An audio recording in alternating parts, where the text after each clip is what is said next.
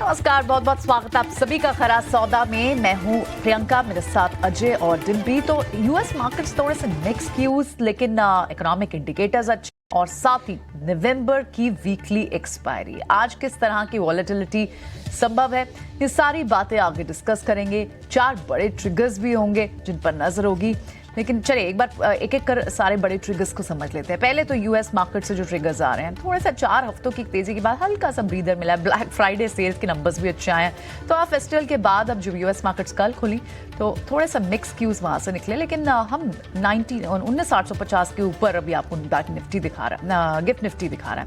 देखना होगा कि ये वही रेजिस्टेंस की वॉल भी है, इसे आज क्रॉस कर पाता है या नहीं। नवंबर वीकली एक्सपायरी भी है इसी हफ्ते, इसी मंथली एक्सपायरी भी है इसी हफ्ते। लेकिन ऑटो कंपनियां जहां पर ऑलरेडी 5th गियर में चल रही हैं ऑटो कंपनियां, क्या ये 5th गियर की तेजी जारी रहेगी? क्योंकि कंपनियां प्राइस हाइक्स अनाउंस कर रही हैं। टाटा मोटर्स, मारुति, आइशर मोटर ने भी अपना एक नए वेरिएंट की बात कर दी है, लॉन्च कर दिया इनफैक्ट, तो इन सब पर नजर रहेगी। और साथ ही डिफेंस के शेयर कितनी बड़ी उड़ान भर सकते हैं, इन पर बात होगी। बड़ा करेंसी अनाउंसमेंट आई है और पेटीएम में शुक्रवार को भी कई बल्क लगी थी और बर्कशायर हैथवे भी एग्जिट कर रहा है, तो क्या यहाँ प्रेशर आ सकता है, सप्लाई आ सकती है? ये सारी चीजें आपके लिए आगे लेकर आएंगे। ठीक है, ये 4 अहम ट्रिगर हैं जिसके बारे में चर्चा करेंगे। अभी प्रियंका कह रही थी कि कितनी उड़ान भर सकते हैं, तो उड़ान जो भरेंगे वो देश के प्रधानमंत्री ने ऑलरेडी भर चुके हैं। उन्होंने उड़ान भरी है तेजस के अंदर। इससे पहले आपने कई तस्वीरें देखी होंगी जिसमें हमारे देश के जो शीर्ष नेता होते हैं, खासकर राष्ट्रपति, डिफेंस मिनिस्टर्स, वो सब सुकोई पे चलते हैं। इस बार प्रधानमंत्री ने तेजस पे यात्रा की। ये जो आप फ्लाइंग की तस्वीरें देख पा रहे हैं, ये ज़बरदस्त हैं, हौसला बुलंद करने वाली हैं। अजय, आपने भी देखी होंगी, नो डाउट काफ़ी डिस्कस भी होगा इस पे। और ये तेजस, अब सबको पता है कि ये स्वदेशी एयरक्राफ्ट है। देखिए डिम्पी, पहली बात तो ये जो उड़ान भरी है वो हमारा देश भी बहुत जबरदस्त उड़ान भर रहा है। तो अगर आप कहीं ना कहीं देखिए तो ये एक रिफ्लेक्शन है कि हमारी इकोनॉमी जो उड़ान भर रही है, उसके प्रधानमंत्री भी तेजस, एक स्वदेशी एयरक्राफ्ट जिसकी मैं बता दूं ग्लोबल डिमांड बहुत आ रही है, उसमें सॉर्टी करते हुए नजर आए। तो एक अद्भुत वीडियो था ये जो शेयर किया गया। काफी इनफैक्ट पीएम साहब जो है ना, वीकेंड में एक से एक बढ़ के वीडियोज शेयर कर रहे थे। कभी पीएम हमारे सॉर्टी करते हुए तेजस में नजर आ रहे हैं, जहाँ जिनके ग्लोबल ऑर्डर्स भी बढ़ते चले जा रहे हैं। उसी वीकेंड में एक बड़े डिफेंस प्रोग्राम का ऐलान भी हुआ। इसी वीकेंड में उन्होंने दीपावली की काशी से फोटोग्राफ भी शेयर करी। तो मतलब ट्विटर पे काफी एक्टिव थे पीएम साहब और उनकी टीम। लेकिन ये वाले जो दृश्य थे वाकई बहुत शानदार थे। इससे बड़ी मार्केटिंग एचएएल की और हमारे डिफेंस प्रोडक्ट्स की कैसे हो सकती है, जब आपका देश का प्रधानमंत्री खुद उनके प्रोडक्ट्स को मार्केट करते हुए नजर आ रहे हैं। कितना सीरियस है गवर्नमेंट डिफेंस सेक्टर को लेके, ये आपको इससे अंदाजा लग रहा है। और तभी वो 1.4 लाख करोड़ का नया कैपेक्स प्लान भी आ गया डिफेंस में। तो डिफेंस स्टॉक्स के ऊपर नजर रहेगी बिल्कुल। एचएएल वैसे ही बहुत वैल्यू क्रिएट करके चुका है और एक उड़ान भर चुका है। यहाँ बाजार भी उड़ान भर रहा है। अगर आप मिड कैप स्मॉल कैप को देखें तो ऑलरेडी न्यू हाइस पे आ गए। तो ये वीडियो जो है काफी सारी चीजों का एक मिश्रण नजर आया। इकोनॉमी की उड़ान, प्रधानमंत्री उड़ान भरते हुए नजर आ रहे हैं, सेक्टर की उड़ान, एचएएल की उड़ान और ऑफ कोर्स बाजार की उड़ान। राइट, तो बाजार की उड़ान तो यहाँ से शुरू चली रही है और कितनी ऊपर उड़ान होगी, लेकिन इस सब में हवा कहाँ से मिल रही है, तेजी कहाँ से मिल रही है? यूएस मार्केट्स हमने देखा अजय, थोड़े मिक्स क्यूज थे क्योंकि चले हैं वो भी वहाँ, तो थोड़ा ब्रीदर, लेकिन सारे इकोनॉमिक इंडिकेटर हमारे हक में है। ब्लैक फ्राइडे सेल्स के नंबर्स भी जबरदस्त, तो कंजम्पशन की जो डिमांड की बात हो रही है वो तो लगातार इंटैक्ट है ही। देखिए ब्लैक फ्राइडे जो है ना, उसकी जो सेल होती है वो छोटे टिकट साइज वाली सेल्स होती है, उसके नंबर धमाकेदार आए हैं। लेकिन जो न्यू होम सेल्स का डेटा आया है, जो कि वाकई में आपका होम लोन के ऊपर होता है, जो भारत का और यूएस का होम लोन में बहुत ज्यादा फर्क नहीं रह गया। बाय द वे, मेरे बहुत सारे मित्र थे जो अज्यूम करिए बहुत बड़े बड़े मकान और बहुत बड़े बड़े घर अपनी एनुअल इनकम के कंपैरिजन में ले सकते थे। उसी इनकम में आप भारत में शायद नहीं ले पाएंगी। क्योंकि इंटरेस्ट रेट 2% थे। वो बहुत दिक्कत में आ गए और लोग वहां पे ऑलमोस्ट स्पेकुलेट करने लगे थे। एक इनकम पे ऊपर 4 घर, क्योंकि आपकी कॉस्ट ऑफ कैपिटल थी नहीं। पिछले 2 सालों में वो बदल गई।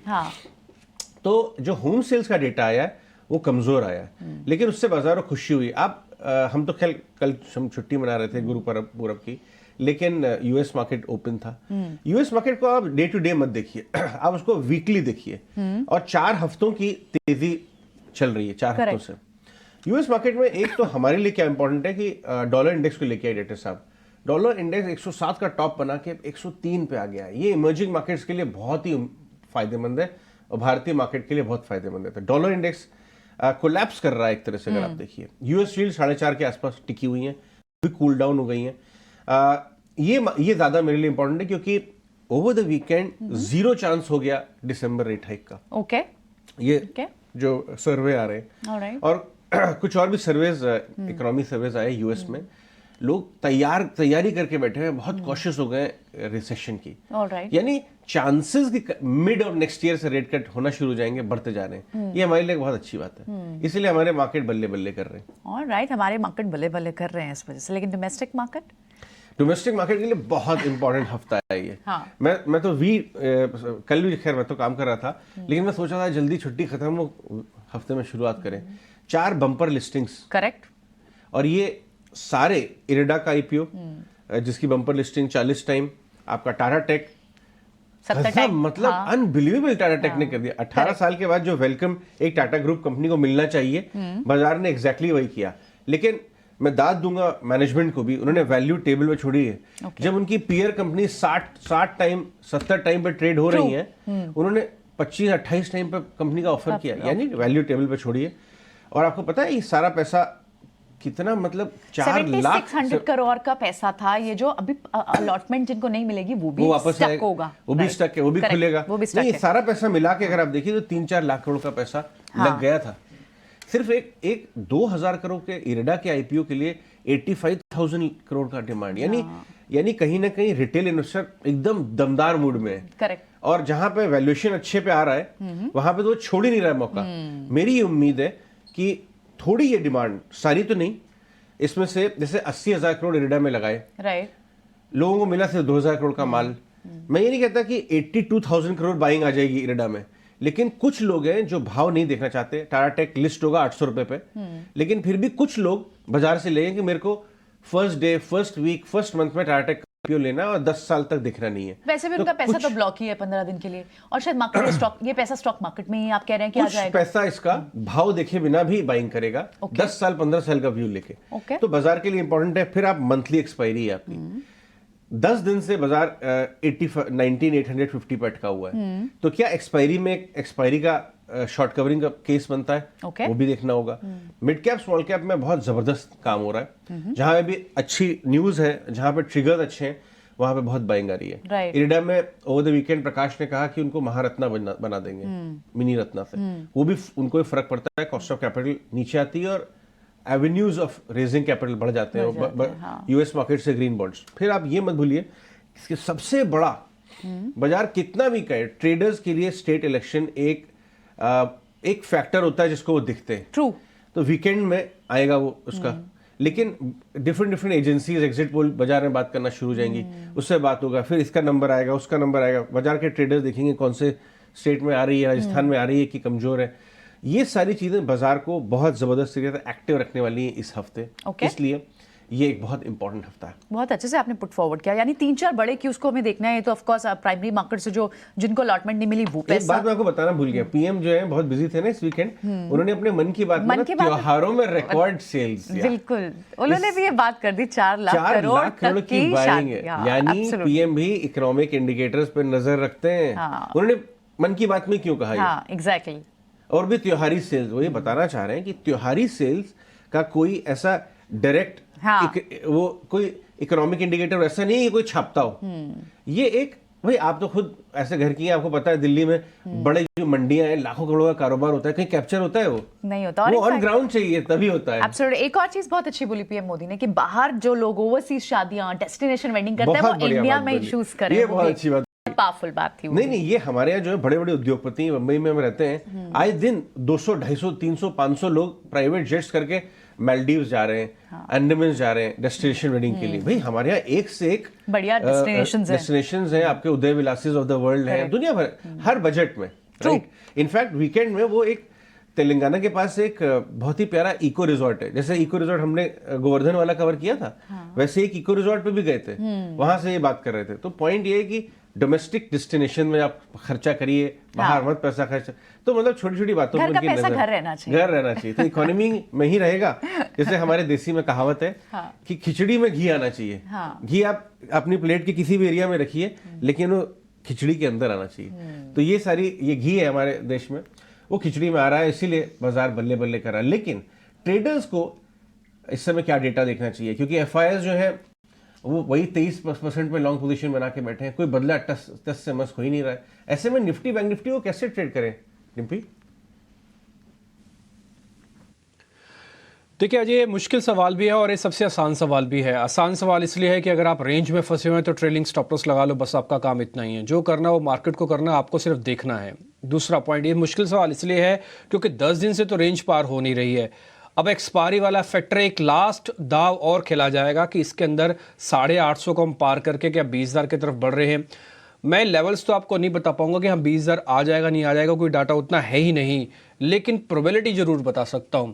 प्रोबेबिलिटी हाई है कि आप इस 850 के लेवल को ब्रेक भी करेंगे इसी एक्सपायरी में, यानी कि बृहस्पतिवार से पहले पहले, और हो सकता है 20,000 से थोड़ा पहले हम पहुंच जाएं, जैसे कि 19,950 तक, 920, 930 तक। इसकी प्रोबेबिलिटी हाई है।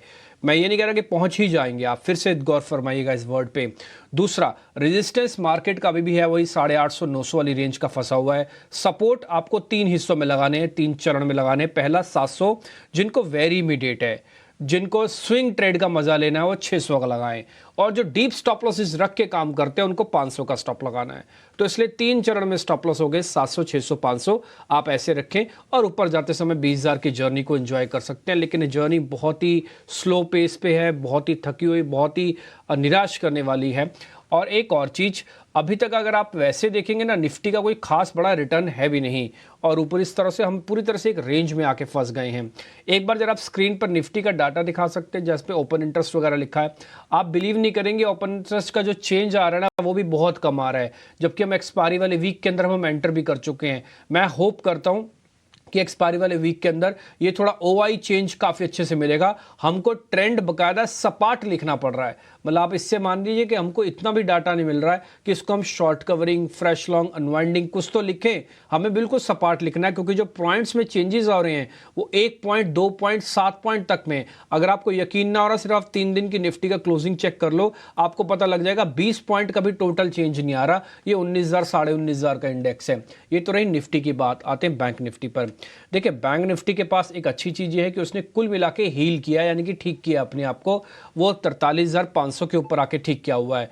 क्लोजिंग बैक टू बैक हमको 43,500 की मिल रही है, लेकिन इसकी भी प्रॉब्लम वही है कि 43,800 नहीं ब्रेक कर रहा। चलिए ठीक है, मैं मान भी लेता हूं कि बैंक निफ्टी शॉर्ट कवरिंग आपको दिखाएगा, जैसे कल के सेशन में दिखाई, -3% ओवाई के साथ।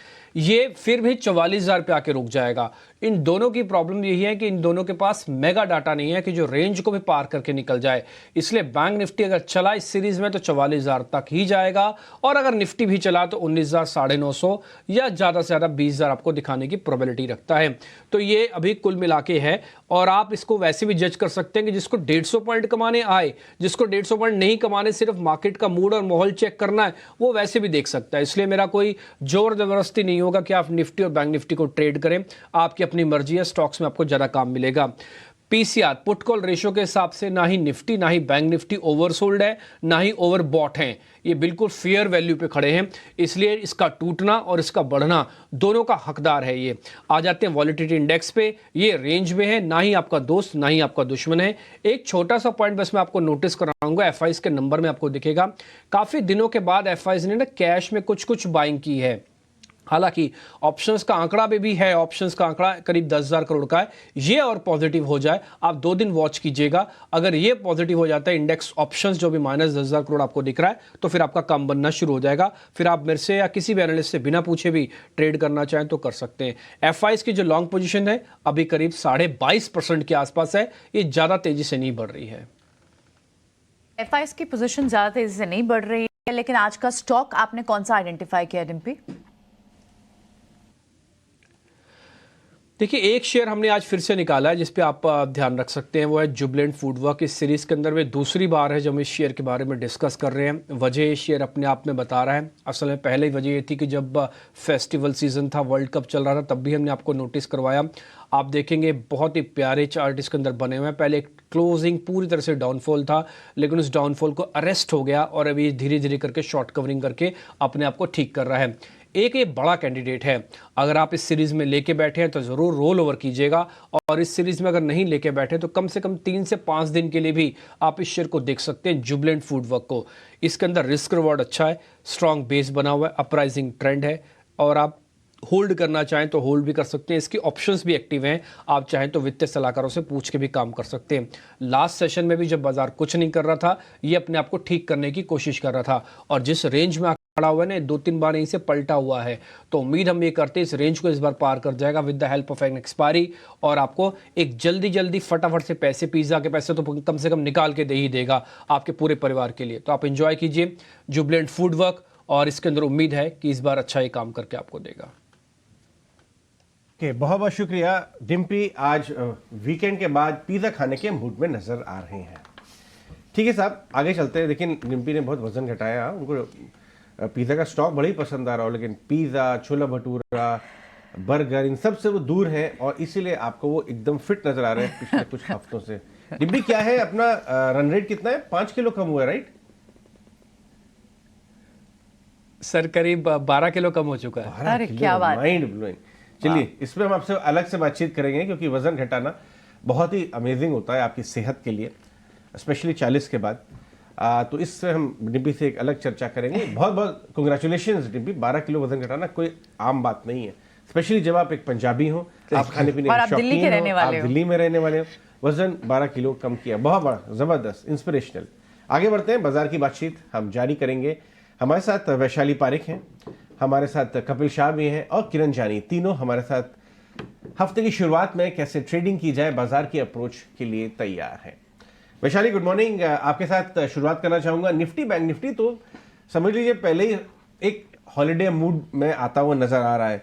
डेस्टिनेशन वेडिंग्स की तैयारी करनी हो, हॉलिडे की तैयारी करनी हो, तो काम लग रहा हो ही नहीं रहा है। कैसे ट्रेड करें इसको?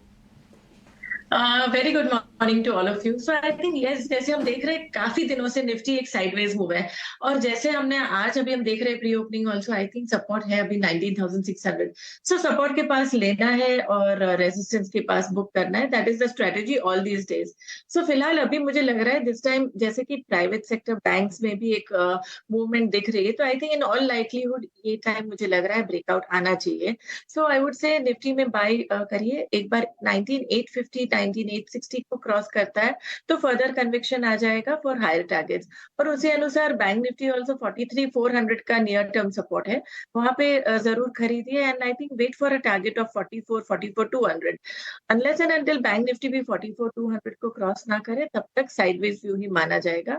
But the best part is आज मेरी रिकमेंडेशन भी प्राइवेट बैंकिंग सेक्टर में ही रहेगी, बिकॉज अब देखेंगे लास्ट वीक से हम जैसे देख रहे HDFC Bank, ICICI, they are all at fair value technically also. तो ये सब बैंक्स में ध्यान देना चाहिए, और ये सब बैंक्स है जो बैंक निफ्टी को आगे बढ़ाएगा। ओके, कपिल बताइए क्या ट्रेडिंग आइडियाज शेयर करेंगे आज हमारे व्यूअर्स के साथ आप? Good morning to everyone. तो सबसे पहले लास्ट वीक में हमने देखा हुआ था कि इंश्योरेंस पर्टिकुलर सेक्टर काफी अच्छी मोमेंटम आई हुई थी, और वो इंश्योरेंस में भी स्पेसिफिकली जो नॉन लाइफ इंश्योरेंस स्टॉक्स है वहां पे हमें काफी अच्छी मोमेंटम देखने मिली थी। जो गवर्नमेंट ओन्ड कंपनीज है वहां पे तो हमें काफी अच्छा मोमेंटम देखने मिल रहा था। लेकिन अभी मुझे लग रहा है जो प्राइवेट सेक्टर की जो इंश्योरेंस कंपनी है ICICI GI, तो वहां पे एक ट्रैक्शन देखने मिलना चाहिए। स्टॉक ने अंडर परफॉर्म किया था पिछले टाइम में, बाद में काफी अच्छा बेस बनाया था, बेस बना के एक ब्रेकआउट हुआ था, ब्रेकआउट होने के बाद में रिटेस्ट करके फिर से स्टॉक अपना एक मोमेंटम डिस्प्ले कर रहा है। तो मुझे लग रहा है कि यहाँ पे एक बुलिश कंटिन्यूएशन साइन हमें देखने मिलनी चाहिए। तो ICICI GI शॉर्ट टर्म के पर्सपेक्टिव में भी और पोजिशनल पर्सपेक्टिव में भी हम इसको बाय कर सकते हैं। शॉर्ट टर्म के पर्सपेक्टिव से 143435 के लेवल के यहाँ पे ट्रेड कर रहा है, तो यहाँ पे बाय करना चाहिए। और नीचे में 1415 का stop loss for very short term हमें रखना चाहिए, एंड ऊपर में टारगेट हमें 1470 के आते हुए देखने मिलेंगे। और दूसरा मैंने एक ऑब्जर्व किया था कि जो माइक्रो कैप स्टॉक्स है, स्मॉल कैप स्टॉक्स है, जो कि मार्केट का अभी रुझान micro cap and small cap में ही ज्यादा हमें ट्रैक्शन देखने मिल रहा है। और वहां पे भी स्पेसिफिकली जो ऑटो एंसिलरीज कंपनीज है वहां पे काफी अच्छा ट्रैक्शन देखने मिल रहा है। नहीं एक कंपनी में, लेकिन 4 से 5 स्टॉक वैसे हैं जहां पे हमें एक पॉजिटिव मोमेंटम देखने मिल रहा है। तो मुझे लग रहा है कि कहां ना कहां पे एक सेक्टरल टेलविंड इन स्टॉक के पीछे काम कर रहा है। तो इन सारे ऑटो एंसिलरीज में से सुब्रोज का मेरा एक पिक रहेगा, जो कि एक पोजिशनल रहेगा। तो 430 के लेवल पे हमें बाय करना चाहिए और 410 का नीचे में स्टॉप लॉस रखना चाहिए, और ऊपर में हमें 470 के टारगेट्स आते हुए देखने मिल सकते हैं। जी, हमने इंश्योरेंस स्टॉक्स का चर्चा की। इंश्योरेंस स्टॉक्स में वाकई में फ्राइडे को बहुत जोर से एक तेजी दिखाई दी थी। इसके दो कारण थे। एक तो प्राइवेट इंश्योरेंस चल चुके थे और पीएसयू इंश्योरेंस उतना नहीं चले थे कंपैरिजन में।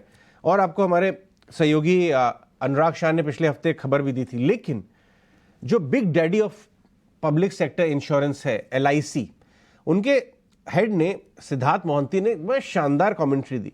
वैसे कुछ दिनों से वो बात करने के मूड में है और वो आपको पता है हम लोग गए थे उनसे मिलने के लिए कुछ दिन पहले। वो कह रहे थे कि हम चाहते हैं या और मिनिस्ट्री भी चाहती है ये कि LIC एक फिनटेक के रूप में उभर के आए अब, जो इंश्योरेंस ही बेचती है। और इसमें आपको ताज्जुब नहीं होना चाहिए क्योंकि it wants to be seen as a fintech company which also sells insurance. यानी उसके लिए क्या करना पड़ेगा आपको दबा के डिजिटल ट्रांसफॉर्मेशन जैसे SBI ने किया। भाई योनो आज $50 बिलियन का उसकी वैल्यूएशन हो गई है। ट्रू, हम लोग क्या हो सामने। मेरी मदर का तो SBI में अकाउंट है और मैं अक्सर उनको जो है उस पर योनो पे यूज करता दिखता हूँ। तो मुझे कभी उम्मीद नहीं थी कि कैसे PSUs का भी एक जबरदस्त डिजिटल ट्रांसफॉर्मेशन होगा। एक्चुअली बहुत सारे इनोवेशंस की बात हो रही है। आपको याद होगा 2-3 दिन पहले उन्होंने ये भी कहा था कि वो एक एश्योर्ड रिटर्न वाले कुछ प्रोडक्ट्स भी नए लेकर आएंगे। तो नए लॉन्चेस भी LIC कई सारे करना चाहिए। नए launches, digital transformation, fintech company की संभावना, तो कहीं ना कहीं काम इस पे जबरदस्त हो रहा है और इसकी वजह से भी आई थिंक LIC का स्टॉक फोकस में रहेगा। लेकिन आगे चलते हैं, हम किरण जानी और आयुष मेहता से भी उनकी ट्रेडिंग आइडियाज। ये देखिए फ्राइडे को क्या शानदार मूव नजर आया। बताइए किरण, क्या ट्रेडिंग आइडियाज हैं आपके आज? Very good morning everyone. So हमारे आज दो पिक रहेंगे, दोनों बाई की तरफ रहेगा। एक प्लेटफॉर्म स्टॉक है तो दूसरा फार्मा के अंदर से। तो MCX हमारा पहला पिक रहेगा। डेली चार्ट यहाँ पे देखोगे तो एक अच्छी खासी रैली के बाद एक कंसोलिडेशन है, उसको हम फ्लैग पैटर्न कहते हैं। फ्राइडे के सेशन में हमने देखा कि वहां से एक ब्रेकआउट देखने को मिल रहा है। साथ ही साथ आप ओपन इंटरेस्ट वाइज देखोगे तो वहां पे शॉर्ट कवरिंग है। अभी last week of monthly expiry है तो there are very good chances कि शॉर्ट कवरिंग जारी रह सकती है और यहाँ से एक अच्छा खासा मूव हमें अपसाइड में देखने को मिल सकता है। तो MCX हम लॉन्ग करके जाएंगे। 2920 के आसपास की क्लोजिंग थी, 2960 तक के हमारे टारगेट रहेंगे and 2895 as a stop loss हम MCX के अंदर मेंटेन करेंगे। नेक्स्ट जो कॉल रहेगा वो फार्मा के अंदर इक्का लैबोरेटरीज है। हमने देखा है कि लैबोरेटरी स्टॉक्स के अंदर ऑफ लेटली एक अच्छा खासा मूव आया। मेट्रोपोलिस देख लीजिए, डॉक्टर लाल पैथ देख लीजिए और साथ ही साथ इक्का लैब देख लीजिए। ये तीन स्टॉक के अंदर एक अच्छा खासा मूव आया, उसमें से हम इक्का सेलेक्ट कर रहे हैं। डेली चार्ट के ऊपर आप देखोगे तो एक कंसोलिडेशन पैटर्न ब्रेकआउट है।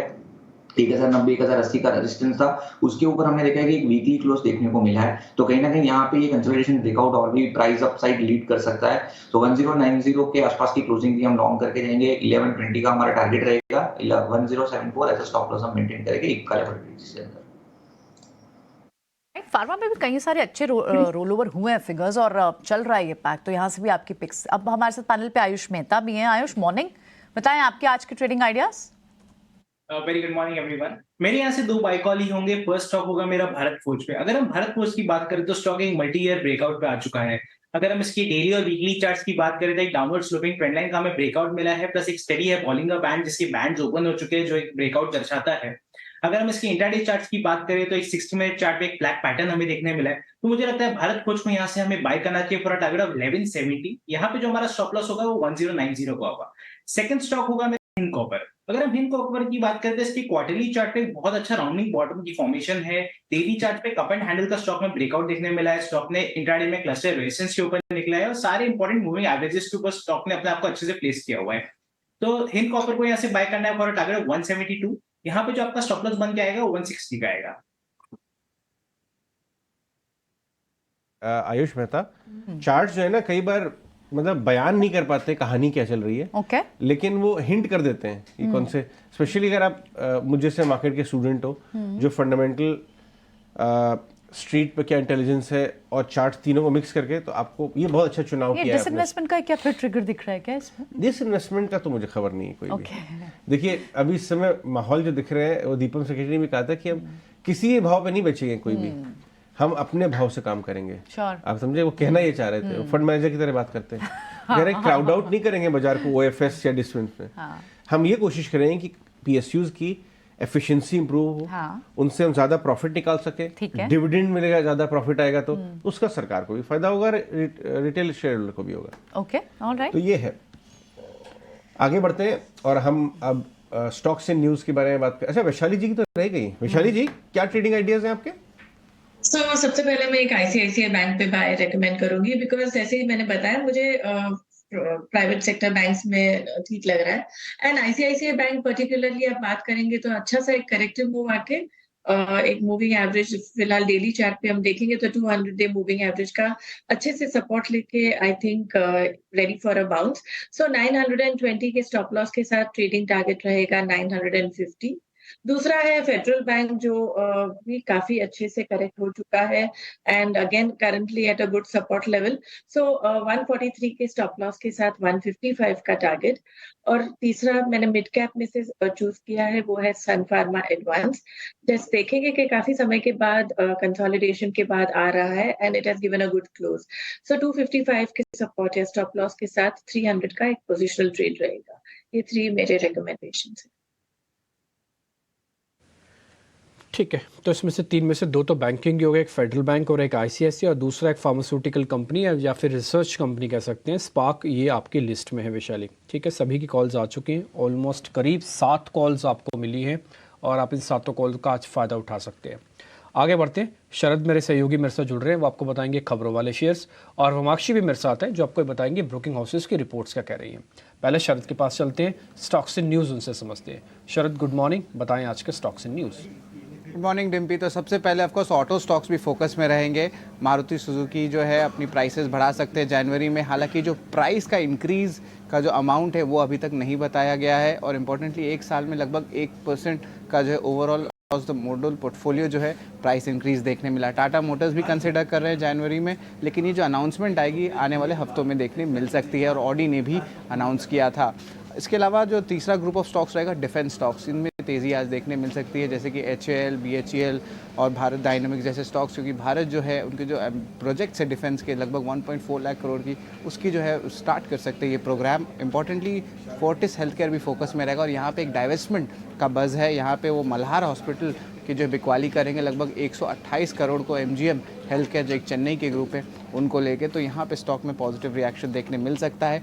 ऑटो की एक और इम्पॉर्टेंट न्यूज़ आई है, जहाँ पे मैनेजमेंट TVS मोटर के उन्होंने इम्पोर्टेंटली कहा है कि जो ई सेगमेंट में जो 2 व्हीलर का है नए लॉन्चेस जो है अगले साल देखने मिल सकते हैं।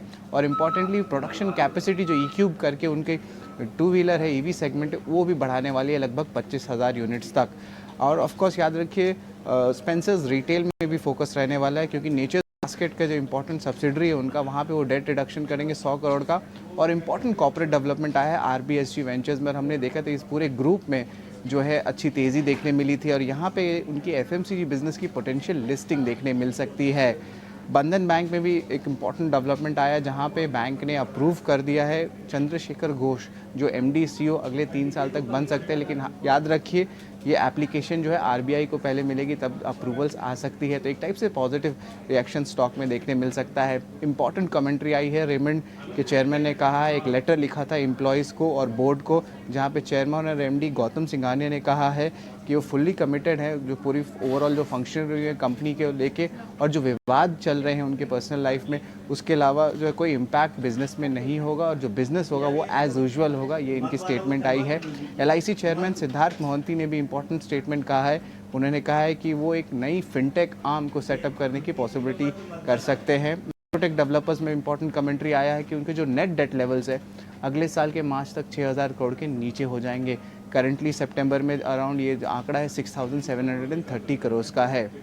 कुछ इंपॉर्टेंट कॉर्पोरेट एक्शंस है जो आपको ज़रूर रडार पे रखने चाहिए। SIS यहाँ पे जो है 30 नवंबर को इंपॉर्टेंट बोर्ड मीट है, जहाँ पे शेयर बायबैक का जो विचार किया जाएगा। आयशर मोटर्स की भी 2 अहम लॉन्चेस आए हैं। न्यूजन सॉफ्टवेयर स्टॉक में एक स्ट्रॉन्ग रनअप देखने मिली, और यहाँ पे जो बोनस इशू डिक्लेयर किया गया है 1:1 रेशियो पे किया गया है। अगर आप एक शेयर होल्ड करते हैं तो आपको एक और शेयर बोनस के तौर पे मिलेगा। और आखिर में सी इन्फोसिस्टम यानी कि मैप माई इंडिया की कंपनी की जो है बोर्ड की इंपॉर्टेंट मीटिंग हुई है, जहाँ पे 500 करोड़ रेज करना QIP इशू के ज़रिए जो है अप्रूव किया गया है। तो ये सारे स्टॉक्स जो है important news flows over the extended weekend देखने मिले। ओके, चलिए ठीक है, बहुत बहुत शुक्रिया शरद ये सारे स्टॉक्स और इनकी न्यूज़ समझाने के लिए। इनमें से पॉसिबल ट्रेड्स डिस्कस करें उससे पहले वमाक्षी से आज की ब्रोकिंग हाउस की रिपोर्ट्स भी समझ लेते हैं। वमाक्षी, कई सारे सेक्टर्स पर इनफैक्ट के नोट्स आए हैं, स्टॉक स्पेसिफिक भी आए हैं, आप बताएं सारे एक एक करके। जी बिल्कुल, शुरुआत करते हैं हम सीमेंट सेक्टर के साथ। सिटी की तरफ से रिपोर्ट आ रही है और ये हाईलाइट कर रहा है कि सीमेंट कंपनीज अब मार्केट शेयर को प्रायोरिटाइज करना चाह रहे हैं प्राइसिंग के ऊपर। नियर टर्म EBITDA प्रति टन का एक्सपेंशन एक्सपेक्टेड है मजबूत डिमांड के चलते। ओवरऑल अल्ट्राटेक सीमेंट इनकी टॉप पिक है, इस पर खरीदारी की राय है। इसके अलावा ACC, अंबुजा, दालमिया भारत, नुवोको विस्टास और ग्रासिम जैसे स्टॉक्स पर इनकी तरफ से खरीदारी की राय आ रही है। हालांकि बिकवाल की राय है इनकी तरफ से श्री सीमेंट, रैमको सीमेंट और के सीमेंट पर। इसके अलावा हम फोकस करेंगे रियल एस्टेट पैक पर। जेफरीज की तरफ से रिपोर्ट आ रही है और इनका कहना है कि जनरली Q3 एक काफ़ी सीजनली स्ट्रॉन्ग क्वार्टर रहता है और यहाँ शुरुआत काफ़ी अच्छी हुई है। प्री सेल्स में करीब 25% का उछाल देखने मिला है। इन्वेंट्रीज लो है, प्राइसिंग जो है प्रॉपर्टीज़ की वो काफ़ी मजबूत है और इसकी के चलते रिकॉर्ड Q3 के एक्सपेक्टेशंस किए जा रहे हैं। सनटेक रियल्टी और लोढ़ा ये दोनों स्टॉक्स फोकस में क्योंकि उनका कहना है कि अफोर्डेबल स्कीम के चलते ये दोनों काउंटर्स को फ़ायदा हो सकता है, मगर रिलेटिव वैल्यूएशंस के लिहाज से अगर हम देखें इन्हें गोदरेज प्रॉपर्टीज़ और सनटेक इनके प्रेफर्ड पिक्स है। इसके अलावा सिप्ला पर जेफरीज का कहना है कि लो प्रोबेबिलिटी है एक इंपोर्ट अलर्ट की। रेमेडियल वर्क में हालांकि थोड़ी सी देरी नज़र आ सकती है, जिसके चलते FY26 के EPS पर इन्हें थोड़ा सा रिस्क नज़र आता है। तो इसी के चलते जेफरीज ने सिप्ला पर अपनी होल्ड की राय को बरकरार रखा है। ट्रैवल सेक्टर भी फोकस में है हाल ही में और हम देख रहे हैं कि एंटिक की तरफ से रिपोर्ट आ रही है। इनका कहना है कि काफ़ी मजबूत टेलविंड्स नज़र आ रहे हैं ट्रैवल सेक्टर के लिए। यात्रा मार्केट लीडर है कॉर्पोरेट ट्रैवल सर्विसेज में और इनफैक्ट मुनाफा जो है करीब 157% कैगर से ग्रो हो सकता है अगले 3 साल में। और इसी के चलते हम देख रहे हैं कि एंटिक ने यात्रा ऑनलाइन पर कवरेज शुरू की है खरीदारी की राय के साथ। आयशा मोटर्स अगला स्टॉक रहेगा हमारे रेडार पर। नोमिरा का कहना है कि नए हिमालयन के लॉन्च में एक सिग्निफिकेंट अपग्रेड देखने मिला है। रिव्यूज़ भी बाइक के काफ़ी स्ट्रॉन्ग है और इसकी प्राइसिंग भी 25% हायर है।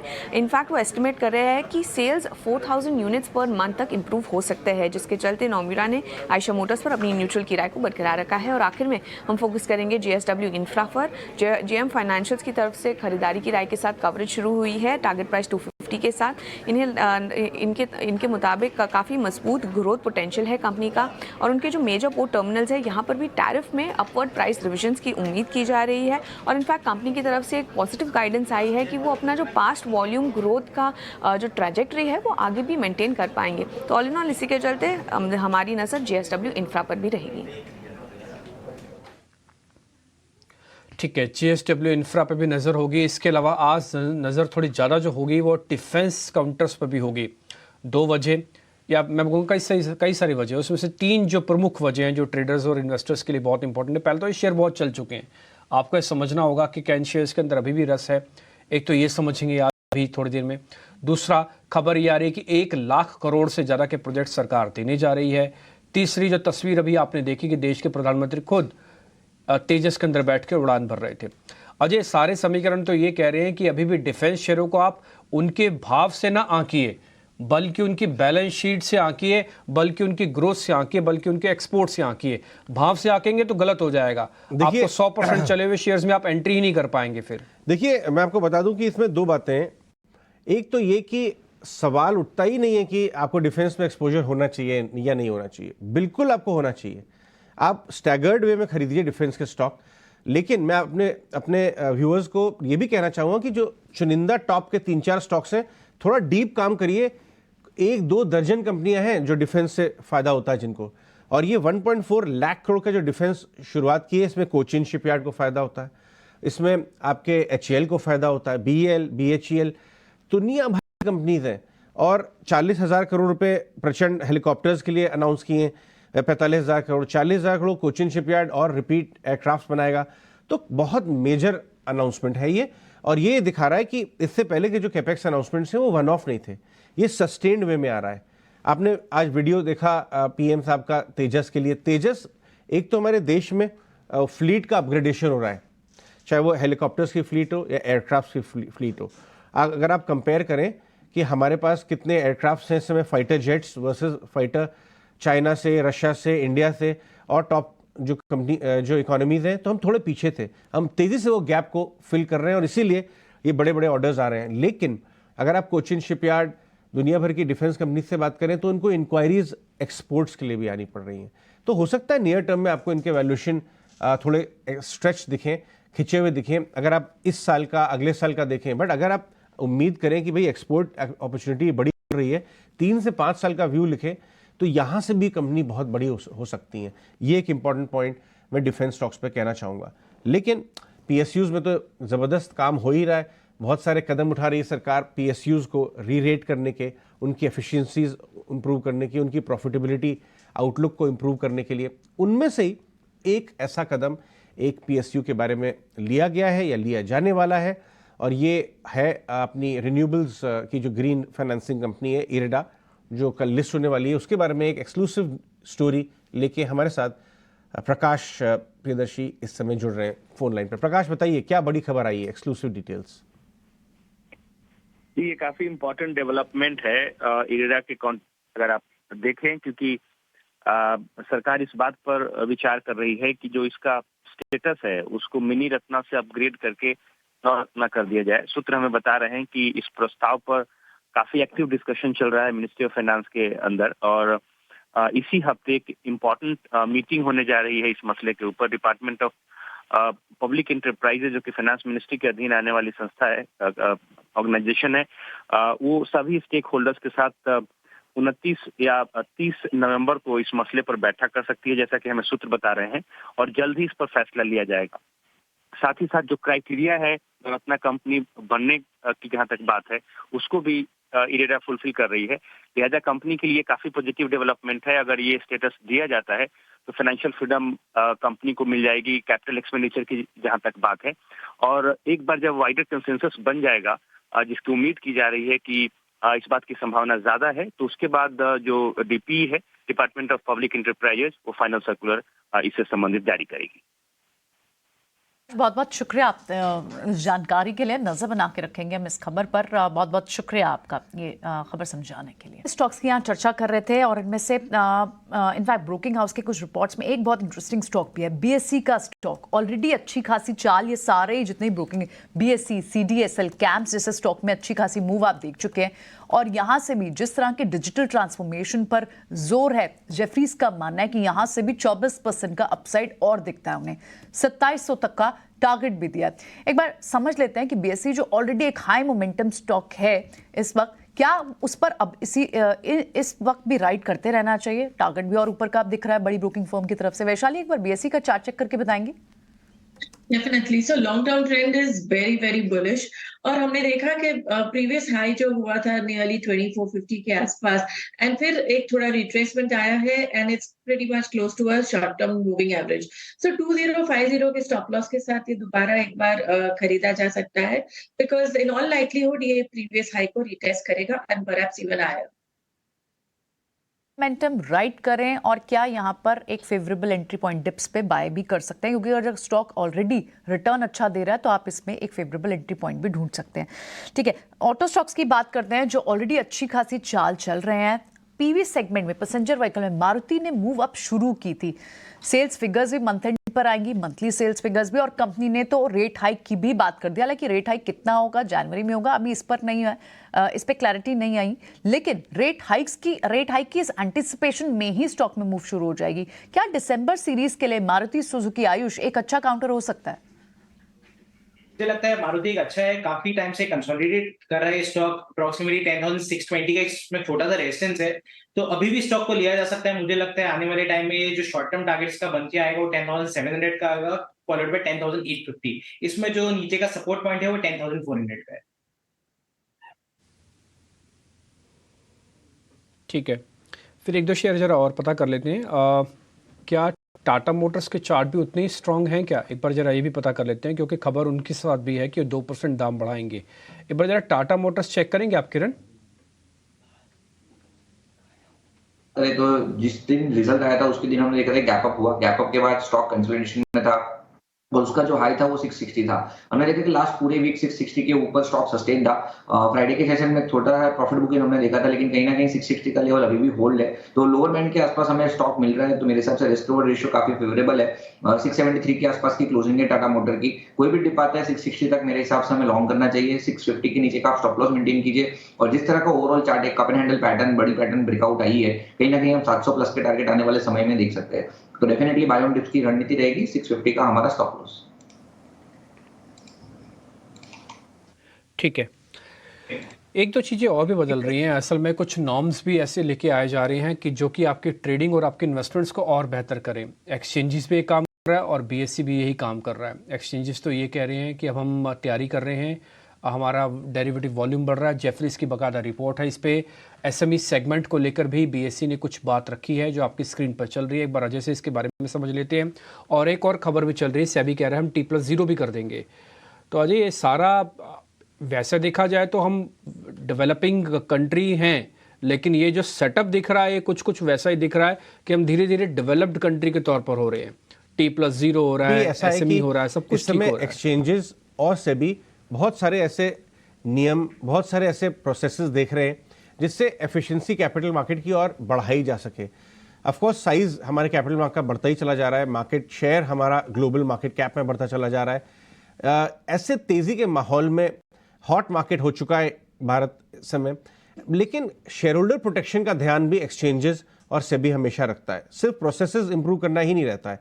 ऐसा ही एक कदम बीएसई ने इस समय लिया है एसएमईज के लिए। जो एसएमई एक सेक्शन, एक इमर्जिंग स्मॉल कंपनीज का एक सेक्शन बना है, करीब 500 कंपनीज अभी वहाँ पर लिस्टेड है।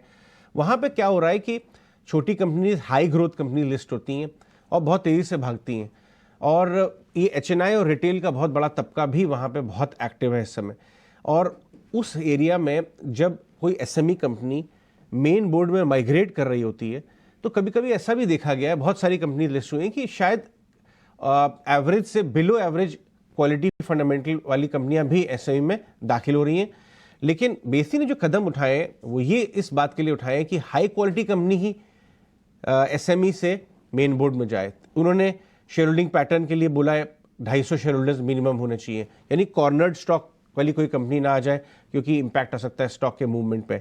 उन्होंने बताया नेटवर्थ क्राइटेरिया आपका एक पर्टिकुलर होना चाहिए, 15 करोड़ का नेटवर्थ मिनिमम होना चाहिए, प्रॉफिटेबल होनी चाहिए कंपनी उससे लास्ट 2-3 सालों में। बहुत सारे ऐसे कदम उठाए हैं जिसकी तरफ मैं अपने व्यूअर्स का ध्यान ले जाना चाहूँगा कि ये बीएसई ने, ताकि आप देखिए ये बात सच है कि हाँ ज़बरदस्त पैसा बन रहा है, बहुत डीपली अंडर वैल्यूड कंपनीज आ रही हैं। कुछ आईपीओ में अगर आपका लॉटरी लग गई तो खुलता ही डबल ट्रिपल पे है, उसके बाद भी 3-3 महीने में चल रहे हैं, ये बात फैक्ट है। लेकिन इतनी तेज़ी देख के किसी भी नाम में आप कूद ना जाए, लो क्वालिटी एसएमई ना फंस ना जाए, इसलिए बीएसई ने ये कदम उठाए जो कि मेरे हिसाब से एकदम तारीफ करने वाली बात है, क्योंकि वहाँ पे बहुत हॉट काम हो रहा है, बहुत ज़बरदस्त काम हो रहा है। तो इसलिए रिटेल इन्वेस्टर्स बच के चले, उनका नुकसान ना हो, इसलिए बीएसई ने कदम उठाए। इसकी तरफ मैं आपका ध्यान ले जाना चाहूँगा। लेकिन विनोद मोदी भी हमारे साथ आ चुके हैं, इनसे भी हम कुछ बातचीत करेंगे। विनोद, एक फंडामेंटल तौर पे मैं आपसे एक बात करना चाहूँगा। मैं ऑब्जर्व कर रहा था ये चीज़ जो मैं बताने जा रहा हूँ कुछ दिनों से, लेकिन मैं टिप्पणी नहीं कर रहा था क्योंकि हमें ओपिनियन तुरंत फॉर्म नहीं करनी चाहिए। पहले ऑब्जर्व करना चाहिए कि किस तरह से चीज़ें बदल रही हैं और उसके बाद टिप्पणी करनी चाहिए। और वो एक स्टॉक है Raymond. Over the weekend Raymond के जो एमडी चेयरमैन हैं, उन्होंने एक letter to employees, letter to share holders एक कमेंट्री दी है। हम जानते हैं कि उनकी ज़ाती लाइफ में कुछ उतार चढ़ाव आ रहे हैं और बाज़ार का एक हिस्सा है जो काफ़ी नर्वस भी है इससे। अगर हम रेमंड के स्टॉक को देखें तो 2200 का टॉप बना के एक बार को 1600 के आसपास आ गया है। डायरेक्टर साहब, अगर आप 3 महीने 6 महीने का चार्ट दिखाएं तो वो बात कैप्चर होगी कि ये नर्वसनेस 2200 वाला जो 1600 आया है वो सिर्फ फंडामेंटल्स को लेके नहीं है, वो इसको लेके है कि उनके ज़ाती ज़िंदगी में, पर्सनल लाइफ में जो वॉलेटिलिटी चल रही है, कहीं उसकी वजह से कंपनी के गवर्नेंस के ऊपर क्वेश्चन मार्क ना उठ जाए, कहीं उसकी वजह से फंडामेंटली कंपनी किस तेज़ी से यहाँ से चल पाएगी उस पर सवाल उठ रहे हैं। और ये नर्वसनेस आपको दिखाई दे रही है। ये देखिए 2200 वाला 1600। अब बहुत ज़बरदस्त तरीके से उन्होंने खंडन किया है और ये बोला है कि देखिए साहब, हमारे ये प्रोजेक्ट एकदम राइट टाइम पे चल रहे हैं, डायरेक्शन एकदम ठीक है कंपनी का, मेरी पर्सनल लाइफ का कोई इफेक्ट शेयर होल्डर के ऊपर नहीं आएगा। आपने इस बात को कैसे रीड किया? क्योंकि ये स्टॉक पे बातचीत हो रही है, कहीं ना कहीं स्टॉक में मूवमेंट भी है, लेकिन लोग अवॉइड कर रहे हैं। अब ये चीज़ें पूरी सफाई आ गई है, आप कैसे देखेंगे? क्या गिरावट पे आप रेमंड को लेंगे? Vinod. Very good morning Ajay ji, सारे व्यूअर्स को भी गुड मॉर्निंग। डेफिनेटली ऐसा जब भी न्यूज किसी भी कंपनी के लिए आता है तो वो सेंटिमेंटली थोड़ा नेगेटिव इम्पैक्ट करता है, जो इस कंपनी में भी दिखा है। और मेरे ख्याल से जो लास्ट 2-3 में जो क्लैरिफिकेशन आया गौतम सिंघानिया के साइड से, मुझे लगता है वो बहुत जरूरी था कंपनी के शेयर होल्डर्स पर्सपेक्टिव से और कंपनी के जितने भी स्टेक होल्डर्स है सारे पर्सपेक्टिव से। तो बहुत हद तक उसने क्लैरिफाई करने की कोशिश की है। स्टॉक नो डाउट गिरा है, बट मुझे लगता है कि इस समय उनकी निजी चीजों को थोड़ा सा नजरअंदाज करते हुए जो कंपनी के जो बेसिक फंडामेंटल को समझे, चाहे इनके टेक्सटाइल बिजनेस हो या फिर इनके कंज्यूमर बिजनेस हो या फिर मोस्ट इम्पोर्टेंटली जो इनको ऑफ लेट जो इनके जो रियल एस्टेट डिवीजन में जो ट्रैक्शन आया है, मुझे लगता है इन सारे बिजनेसेस को देखे तो उसमें बेहतरी दिखाई दे रही है, जिसकी वजह से नो डाउट अगर मैं 1 महीना या 15 दिन का अगर ये स्टॉक परफॉर्मेंस को लिखा दो तो स्टॉक 15 दिन का पहले स्टॉक काफी अच्छे की थी, राइट। उस स्टॉक जो फंडामेंटली अगर मैं और भी देखूं तो स्टॉक जो कंसिस्टेंटली लास्ट 3-4 क्वार्टर से 20% के ऊपर में जो रिटर्न रेशियो डिलीवर कर रहा है, मुझे लगता है फंडामेंटली बहुत अच्छा शेप बना चुका है। और अगर यहाँ से थोड़ा और करेक्शन होता है तो मुझे लगता है कि ये अभी वैल्यूएशंस के अगर हिसाब से जो टीटीएम पे आपको सिंगल डिजिट अर्निंग्स पे मिल रहा है, तो मुझे लगता है वैल्यूएशन के हिसाब से भी काफी अट्रैक्टिव मुझे नजर आ रहा है कंसोलिडेट लेवल पे। तो इन्वेस्टर कहीं ना कहीं इस पे ध्यान दे सकते हैं, but I think it's sort of मुझे लगता है बहुत हद तक इस स्टॉक में जो करेक्शन हुआ मेरे हिसाब से ओवरडन हो चुका है। ठीक है डन सर, आपकी बात में सारा कुछ आपने बताया ऑलरेडी, इस पे हम कुछ और वैल्यू एडिशन नहीं दे रहे। तो ये रेमंड्स को लेकर एक चर्चा थी। अब आगे बढ़ते हैं, भसीन जी हमारे साथ जुड़ रहे हैं, उनका करते हैं स्वागत।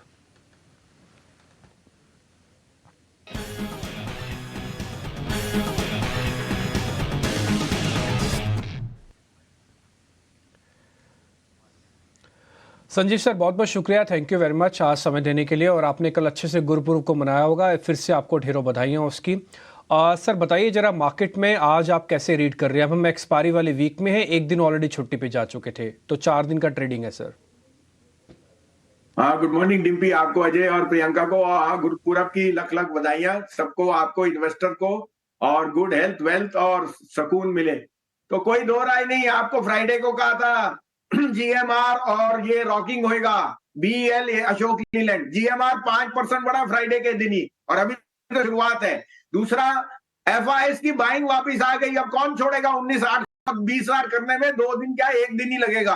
हम सब देखते रह जाएंगे, और एंकर और टीवी वाले अभी भी घबरा रहे हैं कि पोल होएगा 30 तारीख को। अरे 30 तारीख को शाम को पोल होएगा, आपकी एक्सपायरी तो करेगी 30 तारीख 3:30 बजे। तो 20,000 आया ही आया सर, वो तो इंडेक्स है। और अब आपको दिख ही रहा है कि लार्ज कैप्स में HDFC, ICICI, Reliance, they are all contributing, and not to take away the power from Hindustan aeronautic, BL और जो पीएसयू स्टॉक्स हैं। तो सम पार्ट में market is looking very very attractive. Fall in yields, fall in oil, weaker dollar only bode well for India. तो लेने की चेष्टा कीजिए, अपना पोर्टफोलियो बनाइए और अच्छे शेयर ऐड कीजिए।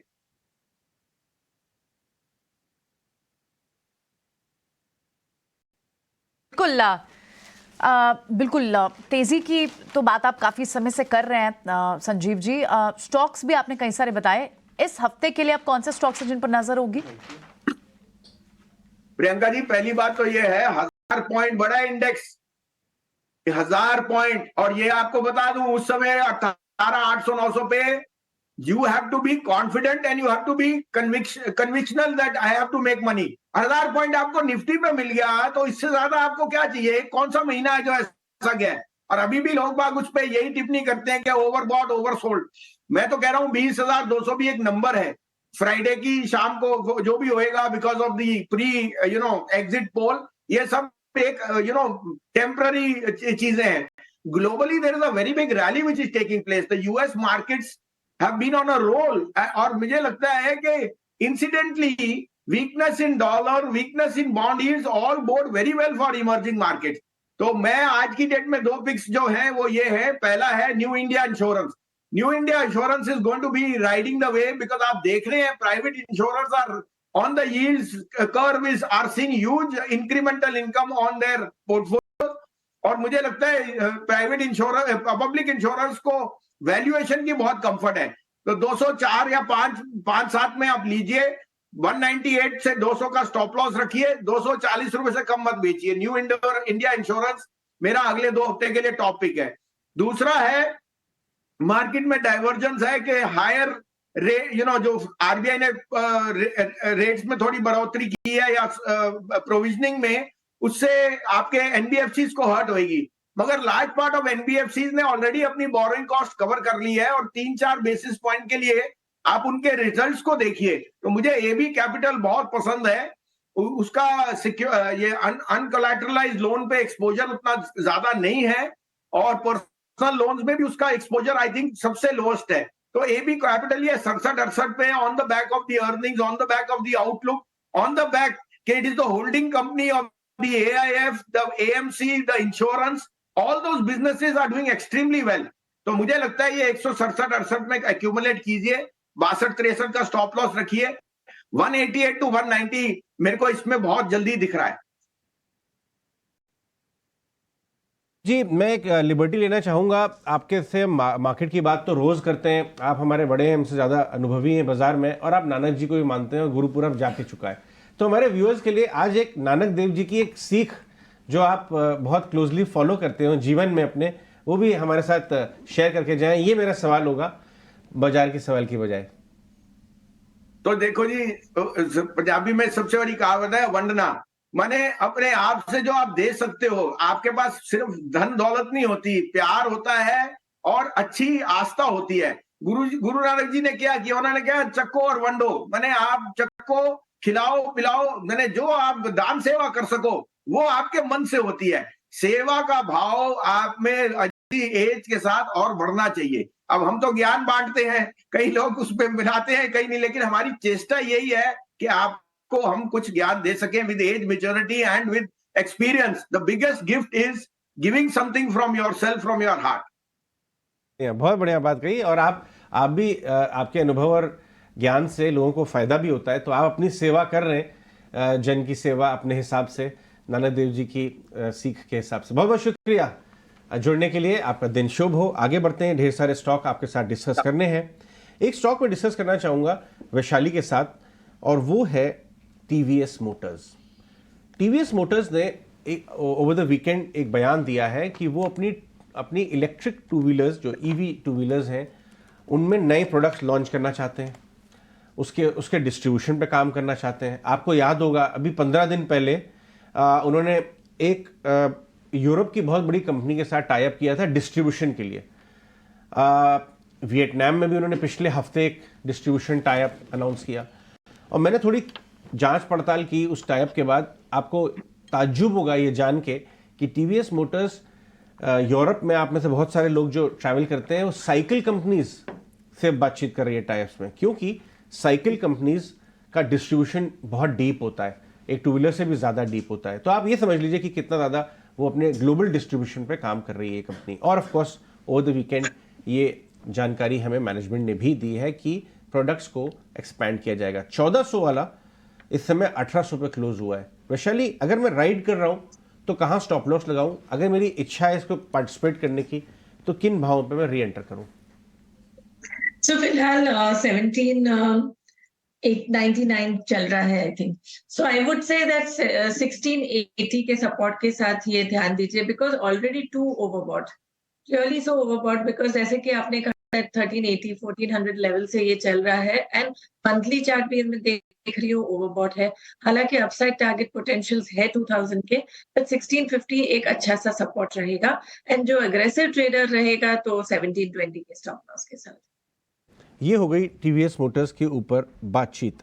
कुछ और स्टॉक्स के बारे में डिस्कस करेंगे। फोर्टिस हॉस्पिटल स्टॉक्स में, अगर डायरेक्टर साहब हमारे फोर्टिस को मेट्रोपोलिस से या अपोलो से कंपेयर करके 6 महीने का चार्ट दिखाएं तो और अच्छा रहेगा, क्योंकि कपिल शाह के साथ मैं ये डिस्कस करना चाहूँगा कि out of all the hospital stocks Fortis उतनी तेज़ी से नहीं चला है जितनी तेज़ी से मान लीजिए अपोलो हॉस्पिटल चले हैं 6 महीने में, 1 साल में, मान लीजिए मेट्रोपोलिस चले हैं। तो क्या इस लैगार्ड फोर्टिस को मुझे इस समय रिस्क रिवॉर्ड अट्रैक्टिव देख के इसके अंदर घुसना चाहिए या अवॉइड कर देना चाहिए? किस लेवल्स पे फोर्टिस में बेट बनती है? वीकेंड में खबर भी आई है कि कुछ अपना नॉन कोर एसेट बेच रहे हैं।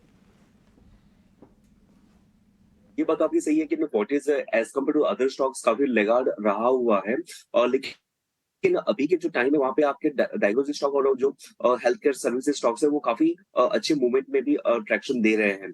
स्टॉक भले ही लेगार्ड रहा हो लेकिन इसका स्ट्रक्चर बहुत ही मजबूत बना हुआ है। स्टॉक ने 11 साल का, लेट्स से कि 2010 से लेके 2021 यानी 11 साल का ब्रेकआउट दिया हुआ है। ब्रेकआउट के बाद में जो प्राइस 115 से 300 पे आया था, तो वो जो है 3 टाइम्स का जो बढ़ना था उसका, तो वो स्टॉक ने काफी हफ्तों तक, काफी महीनों तक इनफैक्ट एक बेस बनाया हुआ था। तो जो आपकी अपसाइड मोमेंटम थी वो ऑलरेडी एक डाइजेस्ट हो चुकी है और फिर से अभी अपरन हमें देखने मिल रहा है। और इस महीने में पर्टिकुलर स्टॉक पहले 4 महीनों का एक लगातार एक रेजिस्टेंस लेवल आता था 340 345 के लेवल के यहाँ पे, लेकिन यहाँ पे मार्केट ने और ये स्टॉक ने डिसिसिवली ऊपर की ओर ब्रेकआउट दिया हुआ है। तो मुझे इसमें एक बुलिश कंटिन्यूएशन साइन का एक स्ट्रक्चर देखने मिल रहा है। स्टॉक 366 पे आइडियल रिस्क रिवॉर्ड का रेशियो का सेटअप भी बनता है। 10 रुपए का रिस्क बनता है 355 के, और ऊपर में ये स्टॉक चेस कर सकता है on a very short term basis पे 380 और 400 तक के लेवल के भी। तो स्ट्रक्चर इसका काफी पॉजिटिव है। ठीक है, स्ट्रक्चर काफ़ी पॉजिटिव आप बता रहे हैं इसके बारे में। एक दो शेयर और भी हैं जहाँ पे थोड़ा ब्रेकआउट्स हुए हैं, मैं ज़रा फटाफट से वो पता कर लेता हूँ। वैशाली आपसे होगा, नाहर स्पिनिंग आप चेक कीजिए। स्पिनिंग वाले काउंटर्स चल रहे थे, बाद में कॉटन वाली खबर भी इसके साथ जुड़ गई, लेकिन नाहर स्पिनिंग का एक बड़ा ब्रेकआउट भी है। आप ज़रा चेक कीजिए, जिनके पास है वो रखे रखें और जिनके पास नहीं है क्या वो ले लें? आई वुड से डेफिनेटली, एक्चुअली ये तो शुरुआत है। आप वीकली चार्ट भी देखेंगे तो कंसोलिडेशन के बाहर आ रहा है, एंड फिलहाल एक छोटा सा रेजिस्टेंस है एट अराउंड 325 लेवल्स। 325 को ये क्रॉस करता है तो I think it's ready for a target of 400। सो जो जिन्होंने लेना है आई थिंक 280 290 के सपोर्ट के साथ खरीदा जा सकता है। ठीक है, एक और शेयर भी है मेरे लिस्ट में, जरा आप उसको भी देख लीजिएगा। वो है आशापुरा माइंस। ये भी एक कैश का स्टॉक है। इसका डेली चार्ट देखेंगे ना तो वैशाली आपको काफ़ी अच्छे से समझ में भी आएगा, दिखेगा भी। आप मेरे को जरा देख के बताइए, आशापुरा माइंस में कोई ट्रेड बनता है? अगर उसका जवाब हाँ है तो फिर स्टॉप लॉस टारगेट भी दीजिए। Ashapura mine also breakout already आ चुका है, वॉल्यूम भी पिकअप हो रहा है। सो स्टॉप लॉस रहेगा 343 लेवल्स, और expect a target of near term target of 375 380। ठीक है, एक शेयर विशाली आप और देख लीजिए। जब आपने 2 शेयर्स बताई दिया है तो एल्कॉन इंजीनियरिंग नाम की कंपनी है, ELECON, एल्कॉन। एक बार जरा वो दिखाइए, उसका भी जरा डेली चेक कीजिए। आपको लग रहा है यहाँ पे भी एक ट्रेड बनता है क्या एल्कॉन इंजीनियरिंग में? तो डेली में भी एक न्यू राउंड ऑफ मोमेंटम शुरू हुआ है, थोड़ा सा कंसोलिडेशन हुआ था, एंड नाउ जो फ्राइडे की एक कैंडल बनी है, good volume and this. So I would से कि थोड़े खरीदा जा सकता है, बिकॉज जिस तरह से ये बड़ी कैंडल हुई है आई थिंक 940 तक ये जा सकता है। 935 940 वो एक लेवल आइडियल रहेगा बाय करने के लिए। और एक बार ये डिसाइसिव मूव 965 के ऊपर जाता है तो I think it is ready for a target of 990। Interesting. Elecon engineering की बात चली रही है तो कुछ और इंजीनियरिंग स्टॉक्स के बारे में बात कर लें जिन्होंने पिछले हफ्ते काफ़ी अच्छा मूव दिखाया है। इंजीनियरिंग तो नहीं, लेकिन हाँ, फेरोक्रोम का एक स्टॉक है IMFA, IMFA। 500 रुपये का भाव क्रॉस किया ये स्टॉक पिछले हफ्ते और वहीं पे कहीं कहीं अटका हुआ है। कपिल, ज़रा IMFA के चार्ट 508 पे अटका हुआ है। 1 महीने 3 महीने दिखाई दीजिए आप डायरेक्टर साहब।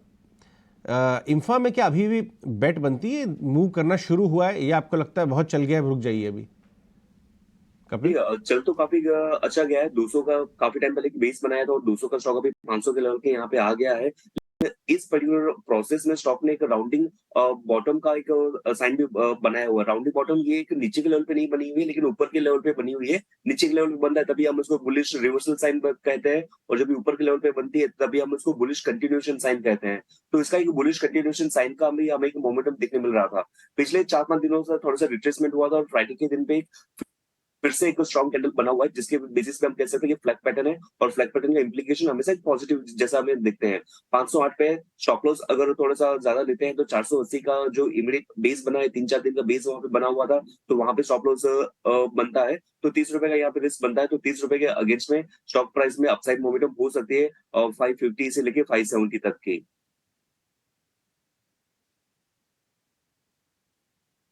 ठीक है, ये इंफा पे भी आपको रिकमेंडेशन मिल गई है। अब आगे बढ़ जाते हैं थोड़ा फटाफट से 9 बज के, तो नवरत्न शेयर भी आपका इंतजार कर रहे हैं। अगर आपसे कोई शेयर मिस हो गया होगा तो नवरत्न उसको पूरा कर देगा। आइए शरद को अपने जोड़ते हैं और चेक करते हैं आज के नवरत्न शेयर। शरद बताएं आप। जी बिल्कुल, सबसे पहला स्टॉक रहेगा टीवीएस मोटर, और यहाँ पे मैनेजमेंट कमेंट्री आई है उनकी ईवी सेगमेंट को लेकर, टू व्हीलर के। यहाँ पे वो एक्सपैंड करने वाली इस रेंज को अगले 1 साल में, और जो इनके इंपॉर्टेंट प्रोडक्ट है जो इलेक्ट्रिक स्कूटर आई क्यूब, उनकी प्रोडक्शन कैपेसिटी बढ़ाने वाले, लगभग 25,000 यूनिट्स प्रति मंथ हो जाने वाले हैं। और इम्पॉर्टेंटली जो नई इलेक्ट्रिक स्कूटर लॉन्च हुई है टीवीएस एक्स, वो इस तिमाही में जो है वो कमेंस होगी, जो सेल्स की कमेंसमेंट। टीसीएस का भी एक नेगेटिव न्यूज़ फ्लो देखने मिला है। यहाँ पे जो है कंपनी को लगभग $210 मिलियन जो है पे कर सकते हैं डीएक्सी टेक्नोलॉजी में।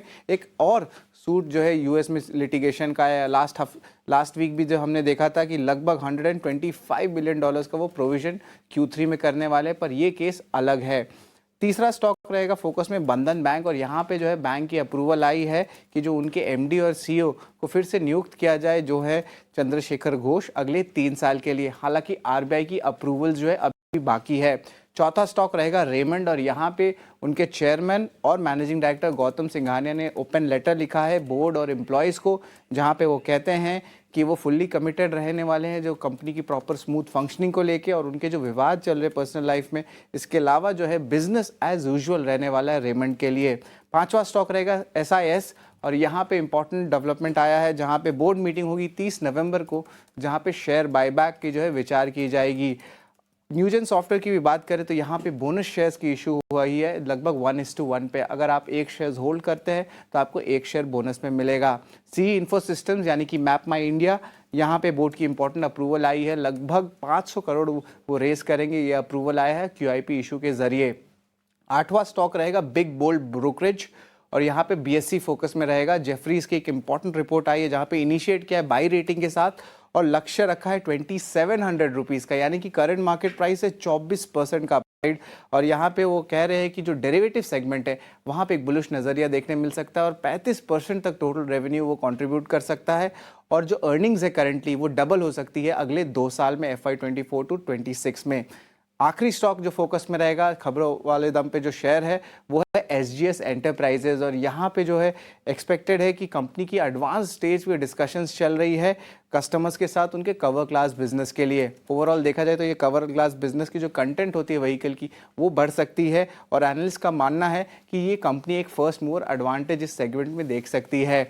और इसके अलावा हम बता दें कि जो दिसंबर का महीना होता है उसमें जो साल के जो ईयर कॉन्ट्रैक्ट्स होते हैं वहाँ पे बहुत नेगोशिएशंस देखने मिलती है, तो हमारी नज़र रहेगी कि आपको पहले बताएं कि क्या ये नेगोशिएशंस हो सकती है और कौन से सेगमेंट्स में जो है इम्प्रूवमेंट देखने मिल सकता है।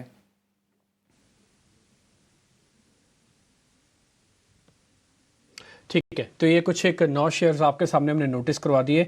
इसमें कुछ एक इंटरेस्टिंग स्टॉक्स भी हैं जहाँ पे हम काफ़ी हद तक डिस्कस कर चुके हैं। अगर कोई छूट गया होगा तो वो भी अभी आपके सामने उसके बारे में बात रख देंगे। खुश बोरा आज के एक और मेहमान मेरे साथ जुड़ रहे हैं, उनसे पता करते हैं कि आज मार्केट के अंदर क्या करना चाहिए। ये जो लेवल्स आप निफ्टी पे देख रहे हैं अभी एडजस्ट होना बाकी है, 9-8 पे फ्रीज होंगे, फिर बात होगी इसके बारे में। खुश, गुड मॉर्निंग। जरा बताइए आपके आज की स्ट्रेटजी क्या है और आज आपके शेयर्स कौन से हैं? Yeah, Dimpy, first of a very good morning to you, सारे पैनलिस्ट और सारे दर्शकों को भी a very good morning। well, देखिए स्ट्रैटेजी यहाँ से बड़ी क्लियर हो रही है निफ्टी पे एटलीस्ट, विच इज 19,850-900 का जो रेजिस्टेंस जोन है इसको हम पार नहीं कर पाए हैं, और हमें लग रहा है कि यहाँ पे बायस भले ही पॉजिटिव रहे, इस जोन को क्रॉस करने के लिए थोड़ी मशक्कत हो सकती है। ब्रॉडली अगर देखें तो डेटा सेटअप के हिसाब से 2 कारण है। पहला कि ऑप्शंस का जो सेटअप है वो 19,800 के आसपास बहुत अच्छा कॉल बेस है, तो अगर मान लीजिए ये टेकआउट नहीं होता है तो हम निफ्टी को फिर 19,800 के आसपास स्लिप होते हुए देखेंगे। प्लस 5 स्टेट इलेक्शन के जो रिजल्ट्स हैं जो 3 दिसंबर यानी संडे को अनाउंस होने वाले हैं, उसके चलते भी मार्केट में जो पार्टिसिपेंट्स हैं ये पोजीशन लाइट रखना चाहेंगे। तो मेरे हिसाब से बायस भले ही पॉजिटिव रहे, यहाँ पे नियर टर्म में हमें एक कैप हो सकता है देखने मिले 19,850-900 के आसपास।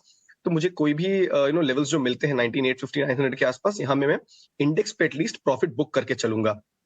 बैंक निफ्टी में स्ट्रेंथ है, लेकिन मैं चाहूंगा कि 43800 का जो लेवल है इसको क्रॉस करके कुछ टाइम सस्टेन करे, तो 44100 का जो नेक्स्ट लेवल है वहां तक बैंक निफ्टी जाता हुआ नजर आ सकता है। So all in all bias positive है, लेकिन अपसाइड हो सकता है कि अगले कुछ दिनों के लिए यहाँ से कैप्ट रहे। स्टॉक स्पेसिफिक एक्शन काफी अच्छा चल रहा है, कुछ अच्छे सेक्टर्स हैं जो फिर से एक अच्छी मोमेंटम दिखा रहे हैं। केमिकल्स, डिफेंस, ये कुछ नाम है जहां पे हमने ऑलरेडी ट्रैक्शन देखा है। तो जो मेरे पिक्स हैं आज के वो भी इन्हीं सेक्टर से हैं। अनुपम रसायन, इस स्टॉक में हमने स्टेडी राइज देखा है, स्टॉक अपने 20 डे मूविंग एवरेज को क्रॉस करके उसके ऊपर क्लोज होने में सक्सेसफुल रहा है। तो 970 990 इन दो टारगेट्स के लिए अनुपम रसायन बाय कर सकते हैं। 930 ये आपका स्टॉप लॉस रहेगा। डिफेंस में इसमें भी रौनक लौटती हुई नजर आई है, तो यहां से मैंने कैश स्टॉक पिक किया है, बिकॉज जो एफएनओ स्टॉक है यहाँ पे एक्सपायरी का जो इम्पैक्ट है ये प्ले आउट हो सकता है। तो बीडीएल इस पे ध्यान रखें। 1185 1210 के नियर टर्म टारगेट्स के लिए 1135 ये आपका स्टॉप लॉस रहेगा। And as a standard disclaimer, ये स्टॉक्स हमने हमारी एडवाइजरी सर्विस के तहत हमारे क्लाइंट्स के साथ भी शेयर किए हैं। ओके, ठीक है। तो आपके डिफेंस काउंटर्स भी आपके लिस्ट में हैं। भारत डायनामिक्स को आप बाकायदा बाय करने की रिकमेंडेशन भी दे रहे हैं। ठीक है, खुश एक काम करते हैं, आप हमको जरा कोई ऑटो स्टॉक्स बता सकते हैं जो आपकी लिस्ट में है? कोई भी ऑटो स्टॉक, एक राइडर आपको दे सकते हैं आज के लिए। देखिए, यहाँ से टीवीएस मोटर जो मोमेंटम पकड़ा हुआ है, मेरे हिसाब से इसी को बिल्कुल अपने पोर्टफोलियो में ऐड करके चलें। ओवर हीटिंग की तरफ गया है, बट मेरे हिसाब से यहाँ पे और अपसाइड बाकी है। तो टीवीएस मोटर एक स्टॉक है जो मुझे लग रहा है यहाँ से और अपसाइड दिखा सकता है। नियर टर्म में हमारे जो इसके टारगेट्स हैं वो 1840 और 1870 के हैं, और स्टॉप लॉस जो है उसको मैं 1760 के करीब लेके चलूंगा। तो टीवीएस मोटर मोमेंटम है, नियर टर्म के हिसाब से कोई प्ले करना चाहे तो बहुत ही बढ़िया मोमेंटम प्ले है। ओके, एक इंपॉर्टेंट ब्लॉक डील हुई है अभी ब्लॉक डील विंडो में जो मैं मार्क करना चाहूँगा वो डीबी रियल्टी में हुई है। डीबी रियल्टी के चार्ट को लेके आइए डायरेक्टर साहब। हमारे साथ आयुष मेहता है, उनके साथ मैं डिस्कस करूँगा। डीबी रियल्टी करीब 1% ऊपर है, 205 का भाव है, लेकिन 3 महीने 6 महीने में देखेंगे तो बहुत ज़बरदस्त पैसा कमा के दिया है। 35% 3 महीने में चला है। आयुष, आपको देख के मुझे एक और बात याद आ गई। मुझे आपकी ये प्राइम मिनिस्टर साहब की एक मन की बात में एक बात कही उन्होंने इस बार, वो याद आ गई। उन्होंने इस बात पे जोर दिया कि हमारे देश में जो युवा हैं उनको डेस्टिनेशन वेडिंग्स के लिए भारत की डेस्टिनेशन चुननी चाहिए, विदेशों की नहीं, ताकि पैसा खर्च करना ही है तो यहीं करिए। कुछ आपके कान में कुछ घंटी बज रही है इस बात को सुन के? डेफिनेटली, मैं तो इसलिए फॉलो किया है और इसलिए मैंने डेस्टिनेशन वेडिंग इंडिया में ही की है, बाहर नहीं गया मैं। एग्जैक्टली, आपको बहुत बहुत बधाई। आपकी शादी आपने की है और आपके वैवाहिक जीवन आगे बहुत ही सुखद रहे और आनंदमय रहे, पीसफुल रहे, इसके लिए। और मैं आपको कंग्रेचुलेट करना चाहूँगा कि आपने डेस्टिनेशन वेडिंग अपने भारत में, हमारे राजस्थान में ही उदयपुर में चुनी। बहुत बहुत कंग्रेचुलेशन ऑन दैट वन। आपको और आपकी वाइफ को बहुत बहुत हमारी तरफ से शुभकामनाएं। चलिए अब बताइए कि डीबी रियल्टी में क्या करें इस भाव से? जी, डीबी रियल्टी में अगर हम देखेंगे तो अप्रोक्सीमेटली 204 के आसपास की क्लोजिंग दी है। फ्राइडे के सेशन में थोड़ा सा स्टॉक डाउन गया है। इसमें एक्चुअली हम अगर लॉन्ग टर्म चार्ट देखें तो हायर टॉप हायर बॉटम का ही फॉर्मेशन देखने मिला है। तो ऊपर से 222 से थोड़ा सा रिट्रेस हुआ है। तो मुझे लगता है 195 के आसपास जो इसका एक सपोर्ट जोन है, जो और इसका पुराना स्विंग सपोर्ट भी है, तो वहां पे स्टॉक को ऐड करना चाहिए। तो वहां से हमारा रिस्क रिवॉर्ड थोड़ा सा एक्सट्रीमली फेवरेबल बन जाएगा। ये डीबी रियल्टी के ऊपर खबर, क्योंकि अभी अभी ब्लॉक हुआ उसमें, और 1 मिनट में आपको पढ़ के बता देता हूँ। शायद उन्होंने एक्सचेंजेस पर भी डाला है। ये इंपॉर्टेंट इसलिए था कि आपको याद होगा कि काफ़ी बड़े बड़े दिग्गज सब 130 के भाव से इसमें प्रेफरेंशियल लिया गया था। उसके बाद पिछले हफ्ते 27 लाख शेयर ऑथम इन्वेस्टमेंट्स ने बाजार से खरीदे थे।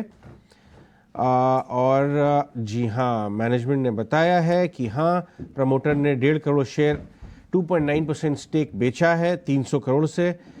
इससे अच्छा, ओके, सो इन्फ्यूज बैक किया जाएगा ये पैसा रिलेटेड, और डेट किया जाएगा पे, ताकि इंटरेस्ट हो जाए कम, और इससे ग्रोथ कैपिटल की तरह कारोबार बढ़ाने में मदद ली जाएगी। अभी अभी ये प्रेस रिलीज भी एक्सचेंजेस पे आती हुई आपको नजर आ रही है। मैं लाऊंगा, इसमें नाम निकाल के लाऊंगा आपके लिए कि लिया किसने माल। 208 के भाव से अगर 300 करोड़ का माल कोई ले रहा है स्मार्ट लोग ही ले रहे होंगे, कौन है वो प्लेयर्स।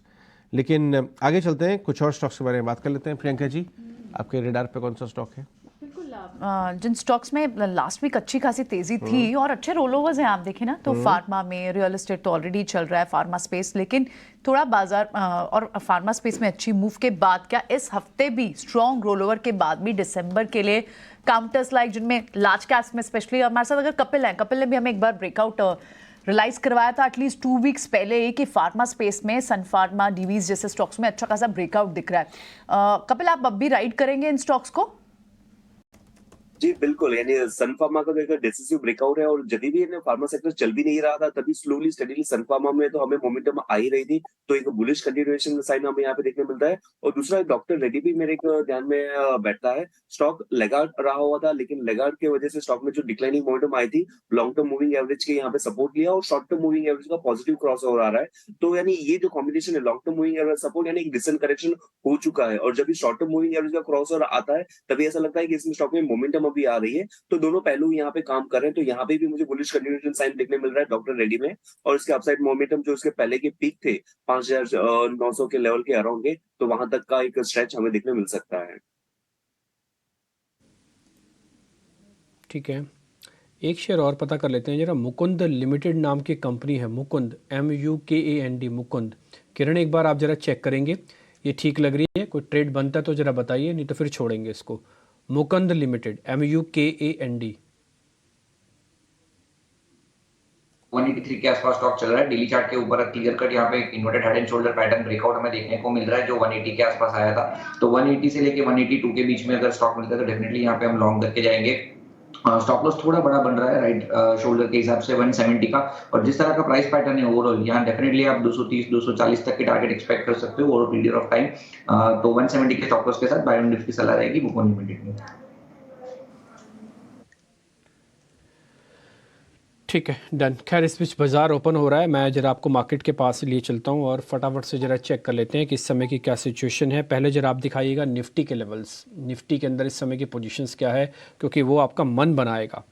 ठीक है, उसका फिर जरा बैंक निफ्टी भी दिखाइएगा, फिर बढ़ने वाले कुछ शेयर भी मैं आपके सामने रखूँगा। तो एक एक करके हम सारी चीज़ें आपके सामने रखेंगे। पहले निफ्टी का लेवल्स जरा दिखाइए।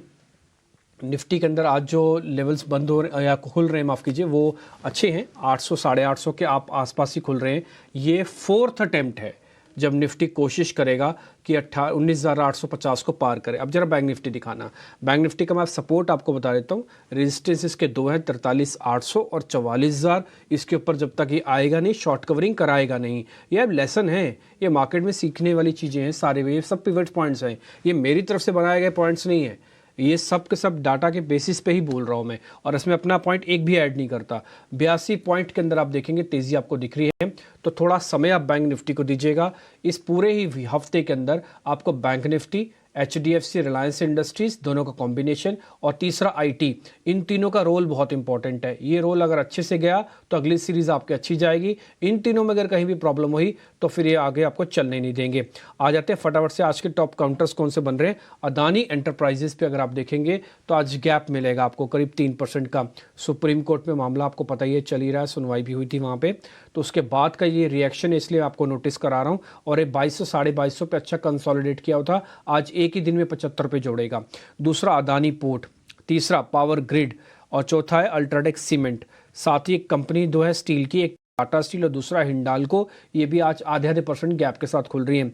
आज अच्छी चीज़ ये दिख रही है कि एक ही तरफ का नहीं है, बल्कि आज कॉम्बिनेशन ऑफ सेगमेंट्स आपको दिख रहे होंगे जो शुरुआत में आपको दिख रहे हैं। हिंदुस्तान यूनिलीवर भी आज अगुवाई करेगा कंजम्पशन वाले शेयर्स की, तो ये एक बड़ा प्लेयर है जो आज मार्केट के अंदर गैप कर रहा है। आज वीक काउंटर्स कौन से हैं? Tech Mahindra, LNT, ICICI, Apollo hospital, SCL tech, इन सब में आज फ्लैट टू नेगेटिव ओपनिंग हो रही है। तो कुछ खास डरने घबराने की बात नहीं है। मार्केट का स्टांस अच्छा है, प्रोबेबिलिटी हाई है। उम्मीद करते हैं कि इस बार का ये लेवल ब्रेक करने के बाद आपको 19,950 तो कम से कम दिखा दे। अगर कहीं को ऐसा लगता है कि राउंड फिगर में नंबर्स नहीं आते, बात सच भी है। आ जाते हैं फटाफट से ओपनिंग पे। एडवांस डिक्लाइन आना चाहिए 1200 शेयर प्लस का, और 1300 प्लस का आया है और अच्छी बात यह है। और 250 शेयर ही इस समय सिर्फ डिक्लाइंस के अंदर हैं। मार्केट अटेम्प्ट लेगा जब तक 19,850 पार ना करे, 5-10 मिनट ना दे, एकदम से कूद की ऑप्शंस नहीं लेना। फ्यूचर्स ले रखा है, ट्रेलिंग स्टॉप लॉस लगा के बैठे रहो, कोई दिक्कत नहीं है। ऑप्शंस एकदम से मत लेना कहीं है, ठीक है। बैंक निफ्टी भी 43,800 के ऊपर आ गया, इसको भी थोड़ा समय चाहिए, कम से कम 5 से 10 मिनट। आ जाते हैं टॉप काउंटर्स पे जो आज का लीडर्स बन रहे हैं। अदानी पोर्ट मैंने ऑलरेडी आपको शुरुआत में नोटिस कराया था। BPCL और शेयर है जो कि ऊपर निकल के आया है, एकदम से 1.5% ऊपर है। कोल इंडिया, आइशर मोटर, ये और 2-4 शेयर्स हैं जहाँ पर शुरुआती बाइंग अच्छी होती हुई दिख रही है। इसके अलावा डॉक्टर रेड्डीज, विप्रो, बजाज फाइनेंस भी आज अच्छे हैं। ये सारे शेयर्स में वो आपको नोटिस करा रहा हूँ जहाँ पे बढ़त करीब 0.5% से ज़्यादा की है और ये थोड़े लीडरशिप की लेने के आज मूड में दिखते हैं। ये पहले ही ट्रेड से पता लग जाता है। SBI life, ICICI bank, L&T, M&M, TCS, Reliance, ये कुछ एक शेयर्स हैं जिनका अभी हरे निशान में खाता नहीं खुला, यानी कि ये सारे शेयर अभी थोड़े लाल निशान में आपको दिख रहे होंगे। इसमें से 2-4 नाम मैंने बड़े भी ले लिए, जैसे रिलायंस है, ICICI बैंक है, L&T है, TCS है। ये चारों शेयर्स अभी हरे निशान में, अभी आपको हरे निशान में नहीं दिख रहे हैं। थोड़ा वेट कर लीजिए, कोई दिक्कत नहीं। अभी आप देखेंगे वापस 19,850 को पार करने में दिक्कत हो रही है। नेक्स्ट 50 बता देता हूँ, उसका हीट में आपकी तरफ आपको लेके जाऊँगा। ATGL मैंने आपको नोटिस करवाया था, 6% ऊपर शेयर है और हमने कहा था इसको लेके आप सिर्फ छोड़ दीजिए ATGL को बस, और आपको कुछ नहीं करना। आप स्क्रीन पे जो देख पा रहे हैं हीट मैप है, इसमें पहली लेयर के अंदर 2 अडानी ग्रुप के शेयर्स हैं, इसके अलावा एक एनर्जी का है और एक पावर ग्रुप का शेयर्स है। इसके अलावा मेटल के कुछ काउंटर्स दिख रहे होंगे आपको और साथ ही बजाज ग्रुप के बजाज ऑटोस में थोड़ा लीडरशिप दिख रही है। बजाज फाइनेंस भी हालांकि ऊपर है। ये हीट मैप है आज की मार्केट का। छोटे मझोले शेयर्स क्या कर रहे हैं, आप मेहमान आपको कौन से ट्रेड बताने जा रहे हैं आज के, एक बार प्रियंका के पास है। ठीक है, छोटे मझोले शेयर भी चल रहे हैं डिम्पी, उसमें से एनर्जी पैक के आज HPCL को आप देखें 4.5%, वहाँ BPCL तेज और HPCL में एक रीजन ट्रिगर जो राइट्स इशू का है उससे और तेजी है, लेकिन अदरवाइज आपको ऑल मार्केटिंग काउंटर्स भी देखें तो वो भी एक अच्छे मोमेंटम में है। अडानी विल्मर का स्टॉक अप तो इसमें रुक ही नहीं रही है मूव, जब से बात हुई है कि अपने इस बिजनेस से अडानी एग्जिट कर सकता है, विल्मर खरीद सकता है।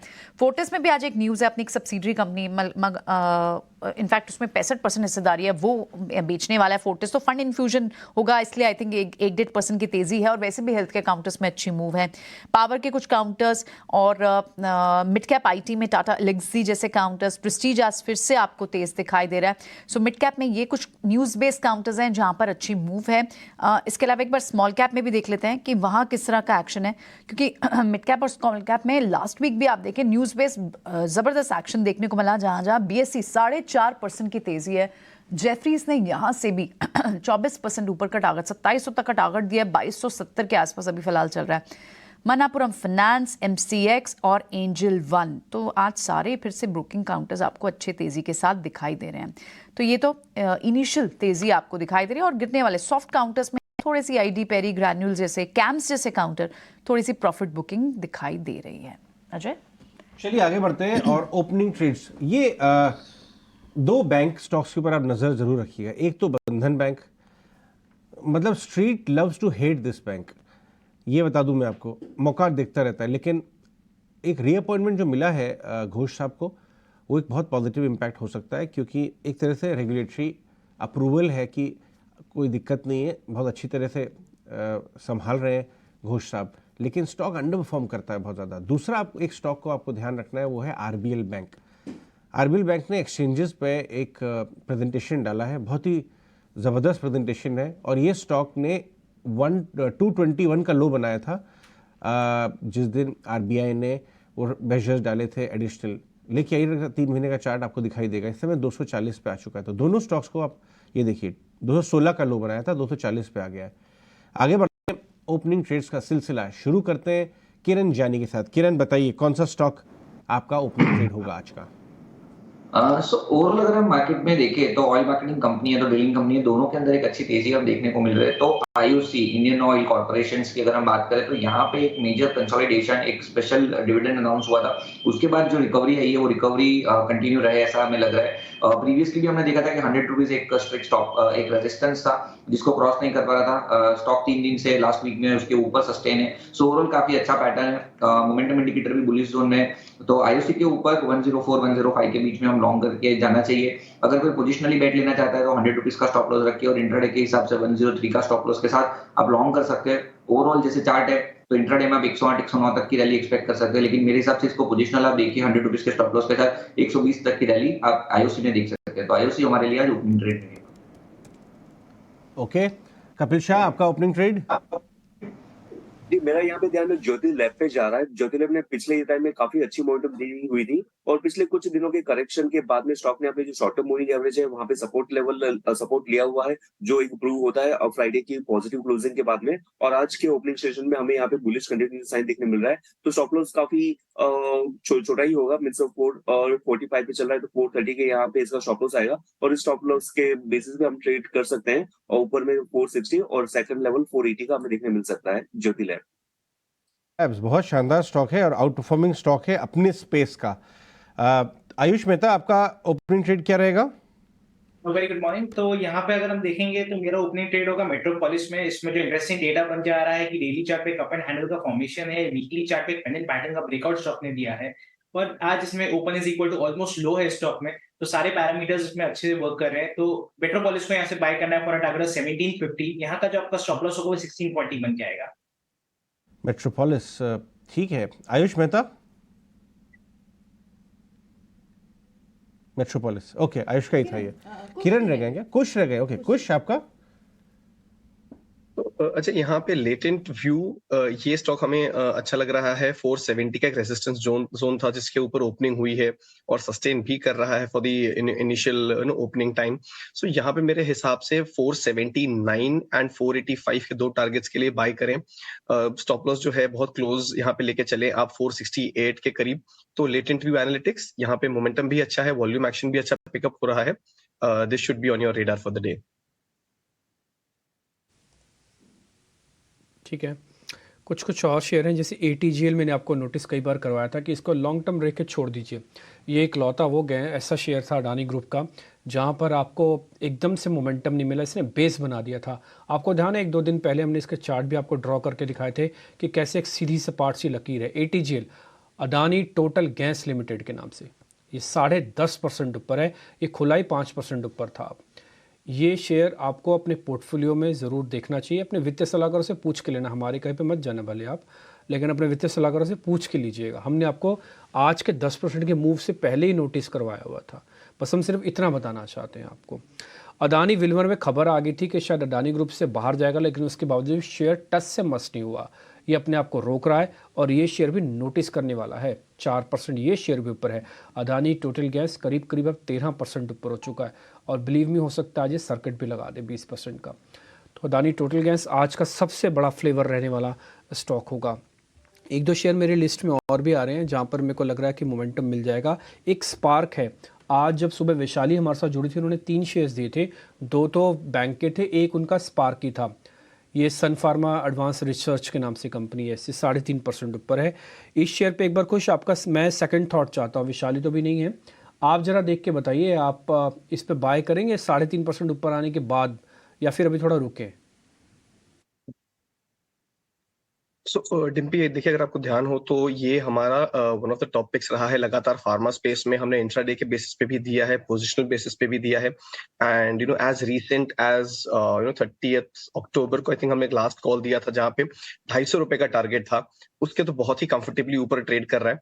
मेरी सलाह रहेगी कि इसको आप फ्रेश बाइंग अगर चाहे तो भी कर सकते हैं बिकॉज मोमेंटम है। वॉल्यूम्स थोड़े कम रखिएगा, बट एग्जिस्टिंग पोजीशन अगर आपकी रही हो निचले स्तरों से तो अब इसको बेस्ट प्ले रहेगा राइड करने का ट्रेलिंग स्टॉप लॉस के साथ। 272 के करीब में अपना ट्रेलिंग स्टॉप लॉस लगाऊंगा।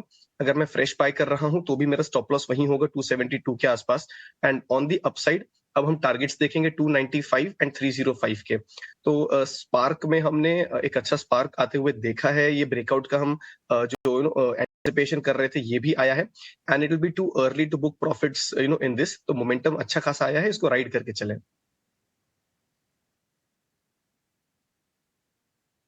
जो भी थोड़ी देर पहले आपको नोटिस करा था 16% ऊपर हो चुका है और देखते देखते सर्किट भी लगा सकता है।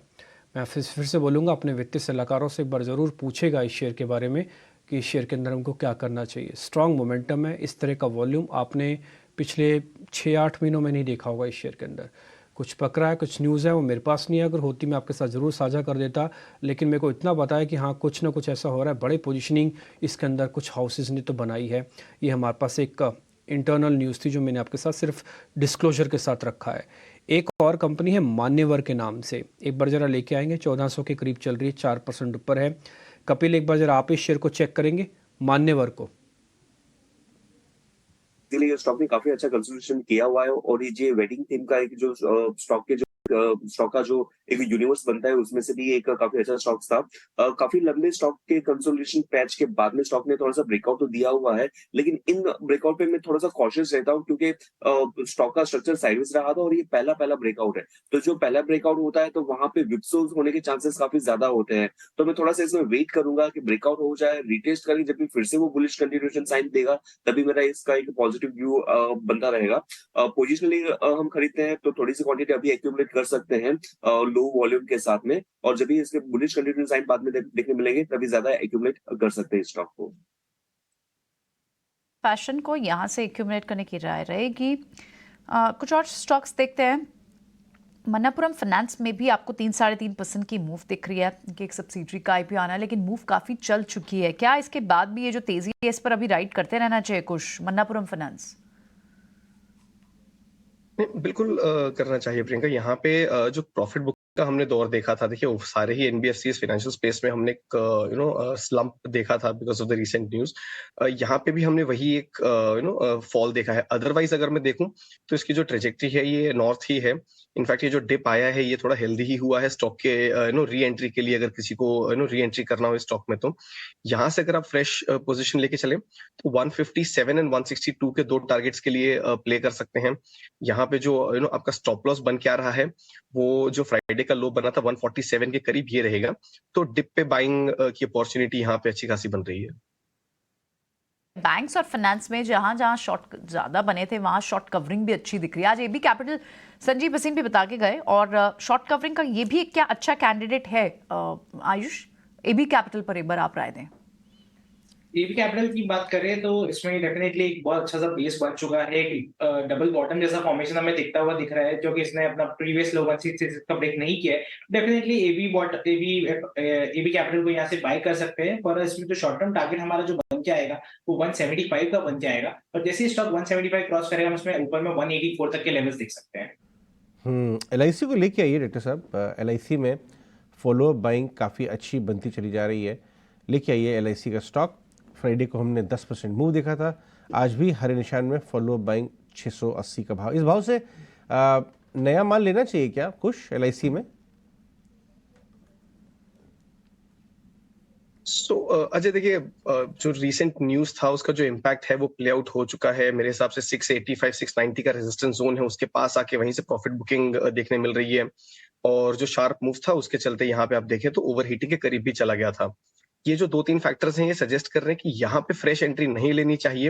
इनफैक्ट मैं कहूंगा कि किसी की पोजीशंस रही हो तो यहाँ पे प्रॉफिट बुक करके चले। It will not be a bad idea. हो सकता है कि स्टॉक यहाँ से फिर से स्लिप होके आपको 650-60 के जो जोन्स हैं यहाँ तक आता हुआ नजर आए।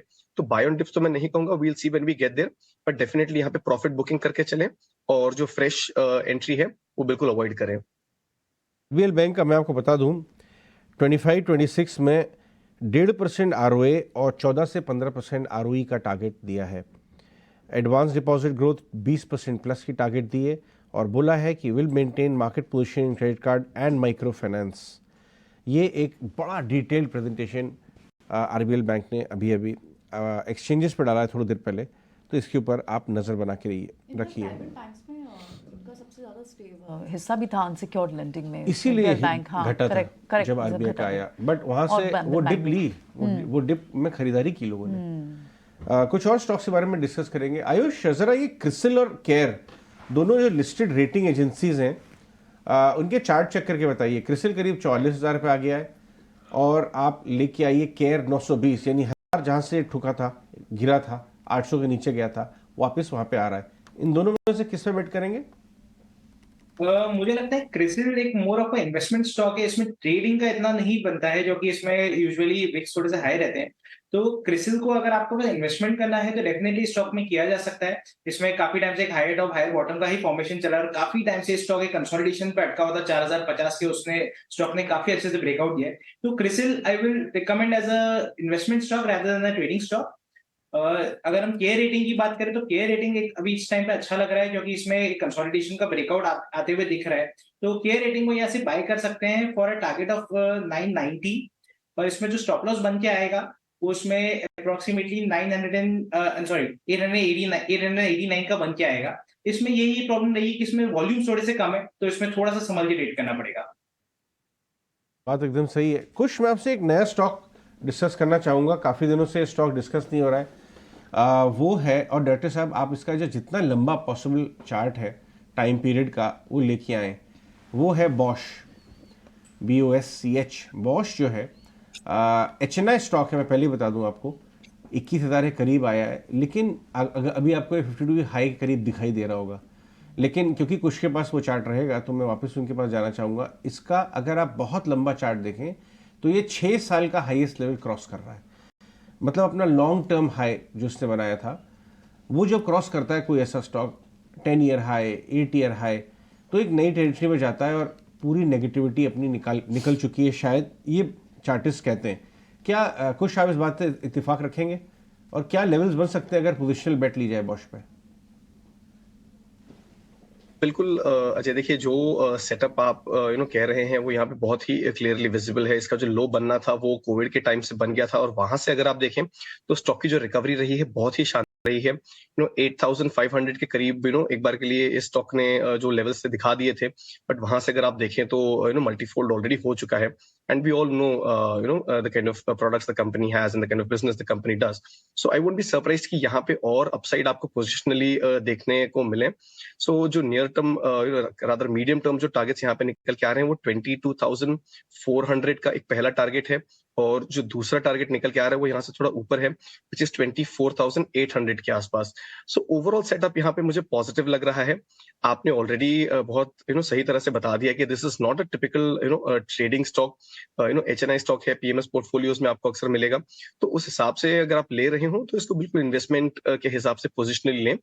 ट्रेजेक्ट्री अगर मैं देखूं तो हर टाइम फ्रेम पे इसकी पॉजिटिव ही है, तो यहाँ से आप बिल्कुल एक फ्रेश एंट्री ले सकते हैं। ऑन द डाउन साइड जो एक स्टॉप लॉस आपको लेके चलना चाहिए वो होगा करीब 20,000 का जो लेवल है इसके आसपास। एक रेजिस्टेंस जोन था, अब सपोर्ट के तौर पे एक्ट करेगा। ठीक है, एक चीज़ मैं थोड़ा आपको नोटिस कराता हूँ, ये थोड़ी एबनॉर्मल है, ये होनी नहीं चाहिए बट हो रही है। मेरे को नहीं पता इसकी वजह क्या है, लेकिन अपने वित्तीय सलाहकारों से वो ज़रूर लीजिएगा। एक बार इंडिया विक्स आप दिखा सकते हैं, ये 7.5% ऊपर है। ऐसी क्या चीज़ हो रही है कि इंडिया विक्स में ये चीज़ रिफ्लेक्ट हो रही है? हालांकि अडानी ग्रुप के शेयर्स पे भी मैं आऊँगा, वापस से आपको सब नोटिस कराऊंगा, लेकिन इंडिया विक्स में 7.5% का क्यों बढ़ता है? इंडेक्सेस तो फ्लैट है, निफ्टी तो फ्लैट है, बैंक निफ्टी तो फ्लैट है। क्या आज 28 तारीख है, 3 तारीख को जो स्टेट्स के इलेक्शंस आने हैं उसको डिस्काउंट कर रहा है? एक और चीज़, क्या ये ग्लोबल मार्केट्स को डिस्काउंट कर रहा है? क्या ये अडानी ग्रुप को लेकर कोई फैसला आ सकता है, उसको डिस्काउंट कर रहा है? मालूम नहीं, बट इंडिया विक्स राइज है, ये ज़रूर नोटिस करने वाला है। जब ये बढ़ता है ना, इंडाइसिस को थोड़ा रोकता है। आप जरा चेक कर लीजिएगा, निफ्टी ने अभी भी आज दिन भर में एड़ी चोटी का भी जोर लगा लिया ओपनिंग के हिसाब से, कुछ बड़े शेयर्स आपको दिखा भी दिए हमने। उसके बावजूद भी इसका आज का हाई है 848, पार नहीं हुआ 850। Same with the bank Nifty, वो तो बकायदा लाल निशान में है, जबकि इसकी ओपनिंग भी ठीक हुई थी, 800 के ऊपर हुई थी। और बैंक निफ्टी का आज का हाई है 866, यानी कि इसके भी ऊपर 800 टिका नहीं। तो ये इंडिया विक्स जो बढ़ रहा है इंडेक्स को बढ़ने नहीं देगा, इसलिए इंडाइसिस में मत जाइए, इसके माया जाल में मत फंसिए, आपको शेयर्स अच्छे मिल जाएंगे। आज के जो सुपरस्टार शेयर्स हैं वो अडानी ग्रुप के शेयर्स हैं। आप चाहें तो एक एक करके स्क्रीन पे दिखाइएगा सारे share, Adani total gains, Adani energy, Adani power, Adani greens, Adani enterprise, Adani Wilmar. आप कोई भी शेयर उठा के देख लीजिए, कोई भी शेयर आपको 3 से 15% के बीच में आपको चलते हुए दिखेंगे। ये अडानी एंटरप्राइज जो आपको दिख रहा है ना 5%, ये निफ्टी का कंट्रीब्यूटर है, ये निफ्टी के अंदर भी पार्टिसिपेट करता है। एक भी शेयर आपको लाल निशान में नहीं दिखेगा। और खासकर जो कैश के स्टॉक्स हैं उसमें ATGL हमने नोटिस कराया था, सबसे ज़्यादा परसेंटेज उसी शेयर के पास ही है जो अभी भी आप अपनी स्क्रीन पर देख पा रहे हैं। एक और शेयर जो पहले हमने डिस्कस किया था मान्यवर, वो भी अब 4.5% ऊपर आ चुका है। एक और शेयर लिस्ट में है मेरी, मेरे को जरा पता करना है, वो मैं कुछ से पता करता हूँ। कुछ जरा कार्बोरंडम यूनिवर्सल चेक करना, ये मुर्गप्पा ग्रुप की कंपनी है, इसके सारे शेयर्स चले थे, उस दिन ये भी चला था, बट एक सेकेंड राउंड की तेजी आज शुरुआत में फिर से बनी है। जरा चेक कीजिए कार्बोरंडम यूनिवर्सल। बिल्कुल डिम्पी, देखिए जो अपसाइड मोमेंटम है ये बहुत ही शानदार है। And if you see the days when the stock has actually shown big moves, उस दिन वॉल्यूम्स में भी अच्छा खासा अपटिक देखने मिला है। अब हालांकि मैं कहूंगा कि थोड़ा सा इसमें वॉचफुल रहें, क्योंकि 1200 से लेके 1215 तक का एक लेवल है जहां पे इसका थोड़ा सा कंजेशन जोन था। यहाँ पे स्टॉक ने टाइम स्पेंड किया था बिफोर ब्रेकिंग डाउन, तो हो सकता है कि थोड़ी सी प्रॉफिट बुकिंग आपको इस लेवल के आसपास आते हुए नजर आए। बट अब जो मोमेंटम में हम पिकअप देख रहे हैं, मेरे हिसाब से यहाँ पे ये 1200-1215 का लेवल क्रॉस होगा, तब पोजिशनल बेसिस पे यहाँ पे 1280 के लेवल्स भी इन प्ले आ जाएंगे। तो कोई फ्रेश बाइंग करना चाहे तो मैं कहूंगा कि 1215 के जो लेवल है इसको क्रॉस होने का वेट करें। एग्जिस्टिंग पोजीशन कोई चिंता की बात है नहीं। 1200-1215 के आसपास के जो लेवल्स हैं यहाँ पे थोड़ा सा पोजीशन स्लाइड करके चले, हो सकता है कि साइडवेज मोमेंटम साइडवेज हो जाए ये स्टॉक। ओवरऑल सेटअप पॉजिटिव है। Fresh momentum will only be seen after 1215 kind of levels. एक पॉइंट और डिम्पी मैं यहाँ पे मेंशन करना चाहूंगा on something that you touched upon, which is India VIX. देखिए इंडिया विक्स में मार्केट पॉजिटिव होने के साथ हम एक अपटिक इसलिए भी देख रहे हैं बिकॉज एक बहुत बड़ा इवेंट है, व्हिच इज 5 स्टेट के इलेक्शंस हैं। तो बड़े इवेंट के एंटिसिपेशन में ही अगर आप देखें तो इंडिया विक्स यहाँ पे राइज होता हुआ आपको नजर आएगा। मुझे लग रहा है मंडे से wherever market goes, India VIX में आपको फिर से एक क्रैश या फॉल या कह सकते हैं कि स्क्वीज जो है फिर से होती हुई नजर आएगी। प्लस आई थिंक फ्राइडे को जेरोम पावेल का स्पीच भी है, तो कुछ इवेंट्स हैं जिसकी वजह से मुझे लग रहा है India VIX is on the rise. But otherwise I don't see this as too big a concern just yet. और हाँ, निफ्टी बैंक निफ्टी पे जो 19,850 और 43,800 के रेजिस्टेंस जोन्स की हम बात कर रहे थे, ये कहीं ना कहीं आज खुलने के बाद और स्ट्रांग होते हुए नजर आ रहे हैं। At least that is what technicals and the options data is suggesting.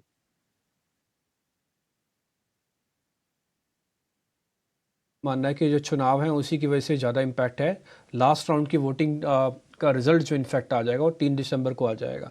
Already अब 28 तारीख पे ही हैं, तो उम्मीद तो करते हैं कि उसी का ही सिर्फ राइज है। एक और चीज़ जो आपको जो नोटिस करानी थी, 2 एक्सचेंजेस हैं, जरा दोनों स्क्रीन पे लेके आइए। एक तो गोल्ड की एक्सचेंज है, टिपिकली जहाँ पे आप गोल्ड या कमोडिटी ट्रेड करते हैं वो है MCX, और दूसरा जहाँ पे आप टिपिकली शेयर्स ट्रेड करते हैं वो है BSE। सेबी का रेगुलेशन या BSE के अपने फैक्टर्स कुछ भी आप मान लीजिए XYZ, ये दोनों शेयर्स अच्छा चल रहे हैं। दोनों में होड़ सी मची है कि कौन आगे निकलेगा, कमोडिटी की एक्सचेंज या इक्विटी की एक्सचेंज। दोनों एक साथ दिखाना चाहें तो दोनों आप एक साथ दिखा सकते हैं। ये BSE, ये MCX दोनों ऑलमोस्ट 4% ऊपर है। दोनों में से एक चीज़ रखूंगा अपने पास, या दोनों में से बल किसका ज़्यादा ये चेक करते हैं। जरा देख के बताइए आप कपिल, आपको ये फैसला लेना, आप MCX को वोट करेंगे या BSE को वोट करेंगे।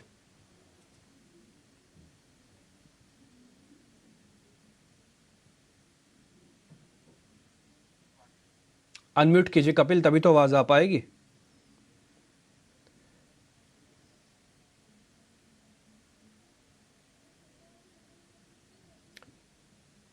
ठीक है, कपिल को छोड़िए एक बार, जरा किरण के पास चलते हैं। किरण जरा आप जरा देख के बताइए MCX या BSE। खुश आप देख के बताइए, खुश आप देख के बताइए BSE और MCX। सो डिम्पी, यहाँ पे मुझे अगर रैंकिंग देनी हो तो BSE को फर्स्ट रैंक दूंगा और MCX को सेकंड। देखिए कारण बहुत सिंपल है, MCX में मोमेंटम है, अच्छा खासा अपसाइड है, बट कोई सिग्निफिकेंट प्रॉफिट बुकिंग का एक दौर है जो अब तक हमें यहाँ पे नहीं देखने मिला है, और ओवरहीटिंग के करीब जा रहा है। नेगेटिव RSI डाइवर्जेंस सेटअप होता हुआ नजर आया है, कंफर्मेशन पेंडिंग है। तो इस हिसाब से हो सकता है कि यहाँ पे एक दौर प्रॉफिट बुकिंग का आपको इन द नियर टर्म देखते हुए मिल जाए। अब इसी के सामने अगर मैं BSE का सेटअप देखूं तो बहुत एनकरेजिंग इसलिए है at least versus MCX, is because एक शार्प प्रॉफिट बुकिंग आई थी। आप देखें तो 2450 के जो लेवल्स थे वहां से स्टॉक ऑलमोस्ट ड्रॉप होके 2050 के लेवल तक आया था, जहां पे इसका 20-डे मूविंग एवरेज प्लेस्ड है, और फिर वहां से रिबाउंड दे रहा है, which is suggesting strength in the stock. One way run up तो था ही, बट अब एक पॉज, एक प्रॉफिट बुकिंग के बाद फिर से अपसाइड मोमेंटम जो है शुरू हुआ है। तो मुझे अगर 1 और 2 रैंक देना हो तो मैं BSE को पहला रैंक दूंगा और MCX को यहाँ पे सेकंड रैंक दूंगा based on the technical structure.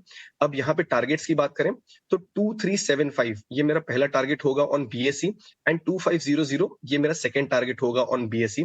और यहाँ पे अगर मैं स्टॉप लॉस ढूंढ रहा हूँ तो मैं उसको रखूंगा करीब 2175 के जो लेवल्स हैं इसके पास।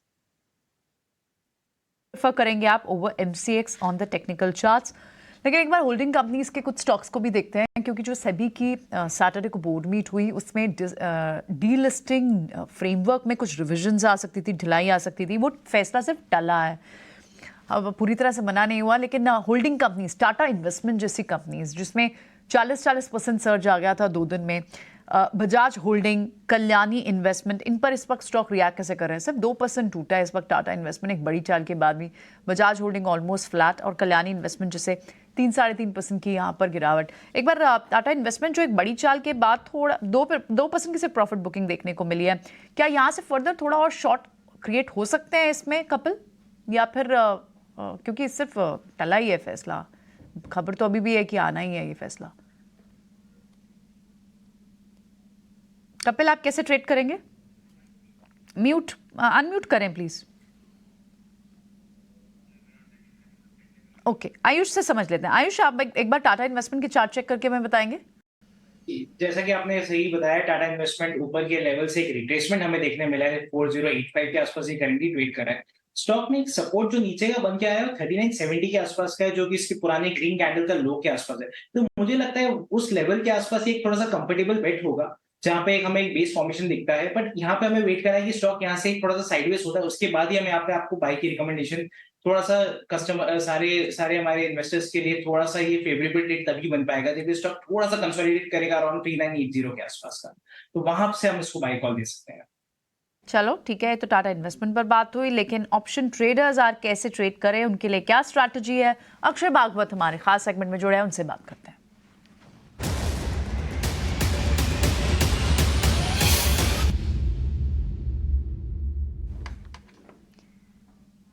बताइए अक्षय, कहां पर आपको आज ट्रेड पॉसिबिलिटी दिख रही है ऑप्शंस के लिए? Good morning. तो आज जो ऑप्शंस के चैंपियन के लिए स्टॉक चुना है वो है अंबुजा सीमेंट।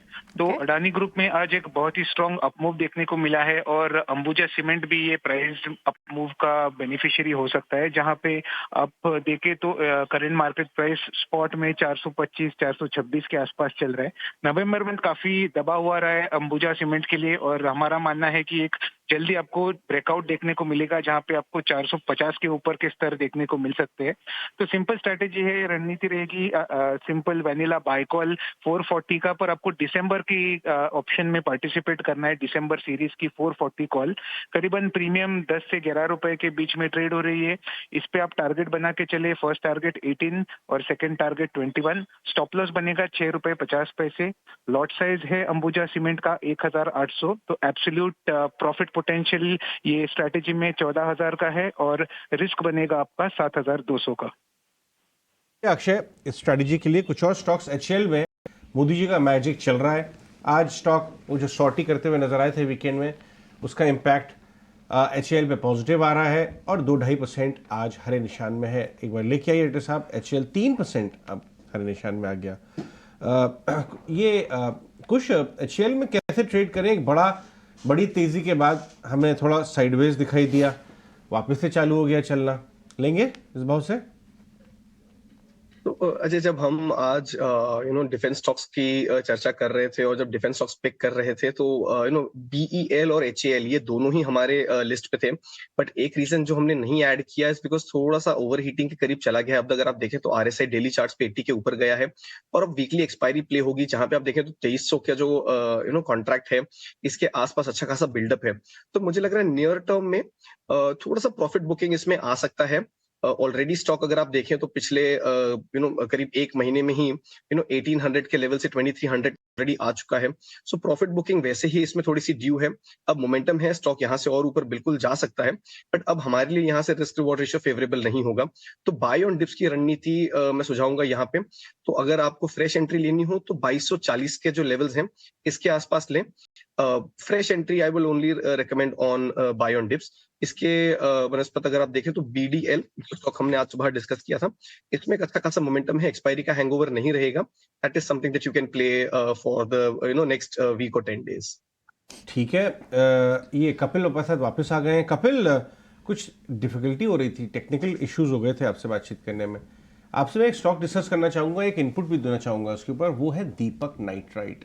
जी हाँ, ये बाजार का बहुत ही पसंदीदा दीपक नाइट्राइट है। एक टाइम पे करीब 3,500-4 हज़ार के करीब था, लंबा चार्ट लेके आइए, अभी 2200 पे है।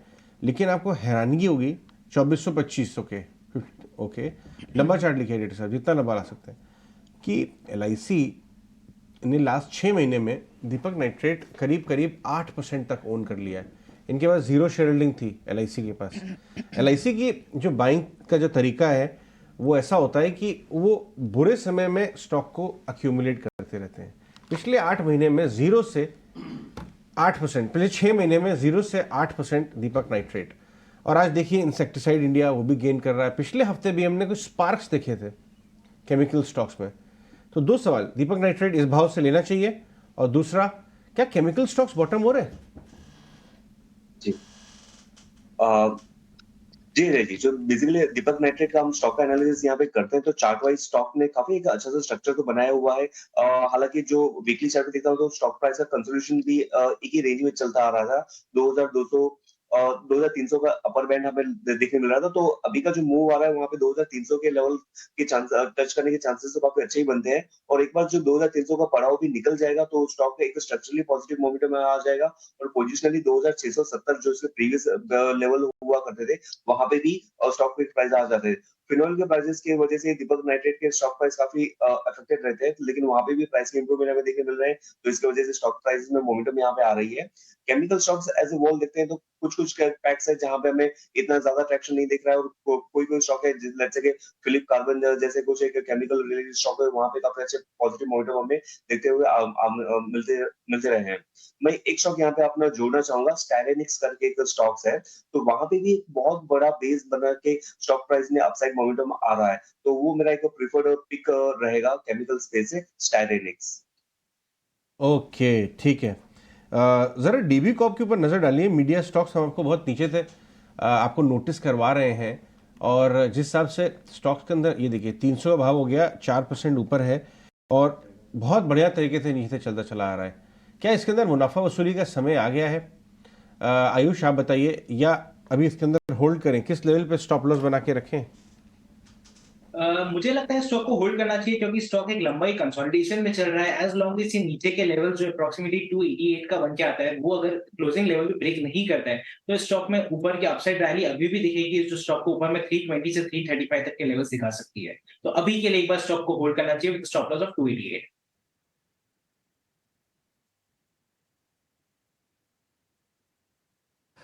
इंडिया विक्स जो थोड़ी देर पहले मैंने आपको दिखाया था 7.5% ऊपर था, उसका बुखार थोड़ा टूटा है। बुखार टूटने से फ़ायदा क्या हो रहा है कि दोनों इंडेक्सेस में वापस एक सेकंड राउंड की तेज़ी के लिए तैयारी हो रही है। ये आप देख पा रहे हैं 4.5% है, ये हमने आपको समय 7.5% पे भी दिखाया था।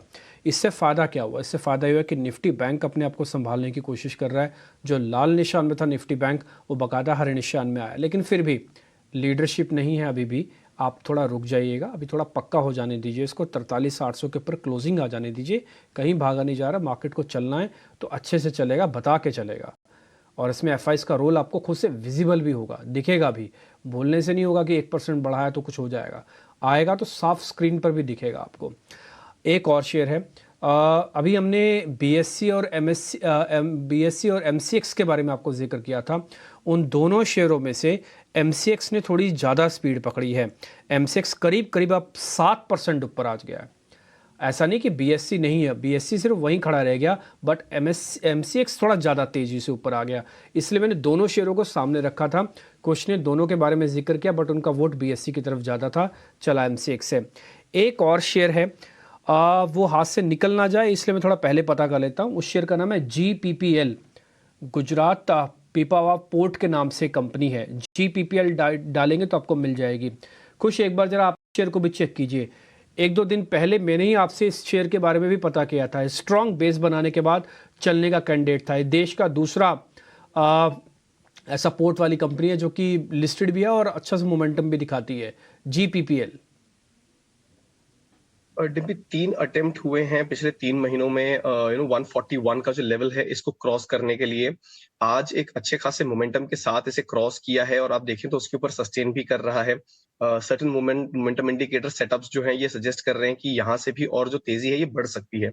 तो बिल्कुल अच्छे कंसोलिडेशन के बाद एक स्ट्रॉन्ग रेजिस्टेंस का ब्रेकआउट दिया है, तो यहाँ पे आप अपसाइड मोमेंटम जो है ये कंटिन्यू होता हुआ देख सकते हैं। 148, 152 ये 2 लेवल्स हैं जिनको आप अपना टारगेट बना के चलें। ऑन द डाउन साइड 141 का जो सपोर्ट जोन है उसके जस्ट नीचे यानी 140 के करीब आप अपना स्टॉप लॉस लेके चलें। तो एक स्ट्रॉन्ग ब्रेकआउट आया है, यहाँ पे जो अपसाइड मोमेंटम है ये कंटिन्यू रह सकता है। फ्रेश एंट्री चाहे तो भी इनिशिएट कर सकते हैं। ठीक है, एमसीएक्स देखते ही देखते अब करीब 7% ऊपर आ चुका है और ये आज का टॉप गेनर बन गया। बीएससी को पछाड़ते हुए एमसीएक्स ने गैप जो क्रिएट कर दिया वो 3% से ज़्यादा का है। बीएससी और एमसीएक्स में जो फ़र्क आ गया, अब आप देख पा रहे होंगे 7%। दोनों शेयर्स मैंने आपको नोटिस कराए थे। एक बार आप चाहें तो दिखा सकते हैं आप कार्बोरेंडम यूनिवर्सल, वो भी बाकायदा डेज हाई पे आके ही भी कामकाज कर रहा है। एक शेयर का मेरे को लगता है मेरे हाथ से निकल गया, मैं थोड़ा लेट हूँ पूछने के लिए। ये जरा पता करते हैं कपिल से। कपिल, एक शेयर है प्रिज्म जॉनसन के नाम से, एक सीमेंट की कंपनी है। पहले प्रिज्म सीमेंट हुआ करता था, बाद में जॉनसन ग्रुप जुड़ा तो प्रिज्म जॉनसन हो गया। ठीक, आप ये बता इसके शेयर को जरा चेक कीजिए। थोड़ा लेट हो गए हैं क्या हम, ये थोड़ा चल गया है शेयर?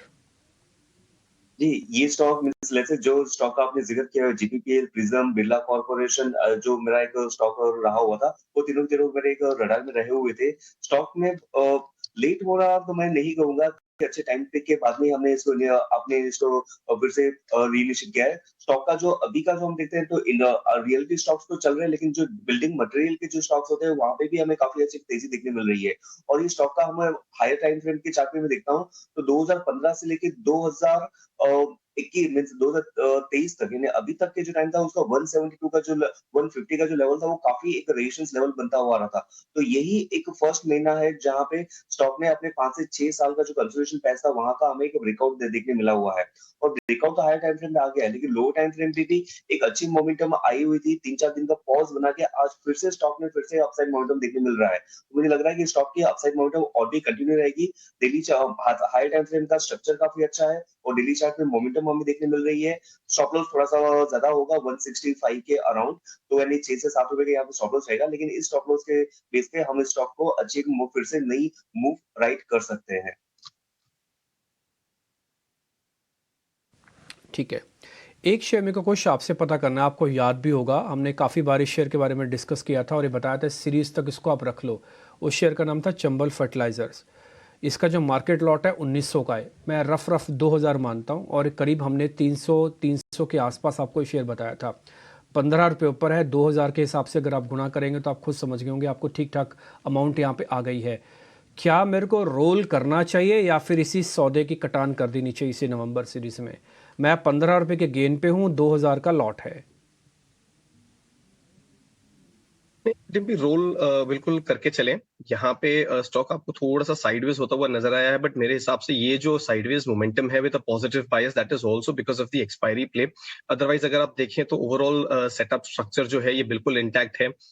इसका एक रेजिस्टेंस जोन ही है 308 से 310 का, जिसके ऊपर कंफर्टेबली प्लेस्ड है और सस्टेन भी कर रहे हैं। तो मेरे हिसाब से रोल करके जाएं।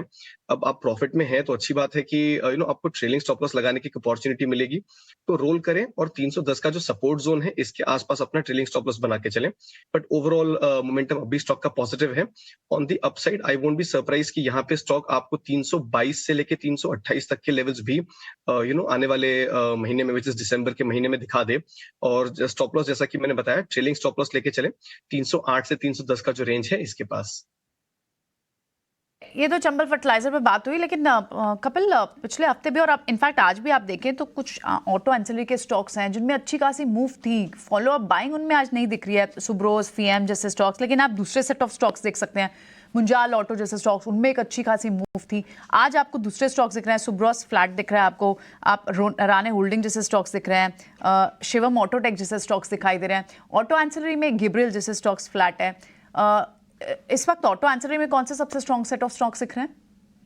जी, सबसे पहले जैसे अजय जी ने एक स्टॉक का नाम लिया होता बॉश का, तो बॉश का जो मैं स्ट्रक्चर देखता हूँ तो वो भी काफी बुलिश है। तो ऑटो एंसिलरीज के स्टॉक्स पिछले कुछ टाइम से एक अच्छा सा मूव उन्होंने दिया हुआ था, थोड़ा सा कूल ऑफ वो हो सकता है, वो एक लाजमी बनता है। लेकिन ये जो आपने नाम बताया उसका मैंने जो चार्ट का स्ट्रक्चर में देखता हूँ, फियाम है, इम्पाल है, सुब्रोज है, तो ये सारे स्टॉक्स बड़ी तेजी हुई थी, उसके बाद में 5 से 6 साल का उनका कंसोलिडेशन पैच आया था, इसके बाद में फ्रेश ब्रेकआउट आ रहा है। तो मुझे लग रहा है कि ये एक ट्रेडिंग के लिहाज से नहीं, लेकिन एक पोर्टफोलियो स्टॉक्स बन सकते हैं जिसका भी नेक्स्ट अपसाइड मोमेंटम ड्यू हो सकता है।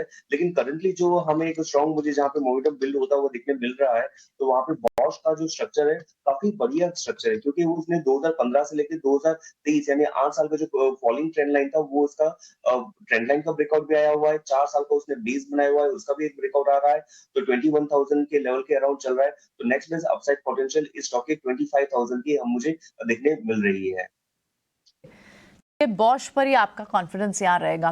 रियल एस्टेट स्टॉक अच्छे खासे चलने के बाद थोड़े से अनवाइंडिंग दिख रही है। गोदरेज प्रॉपर्टीज जैसे स्टॉक्स हो, परसिस्टेंट जैसे स्टॉक हो, कहीं एंटर करेंगे आप कुछ?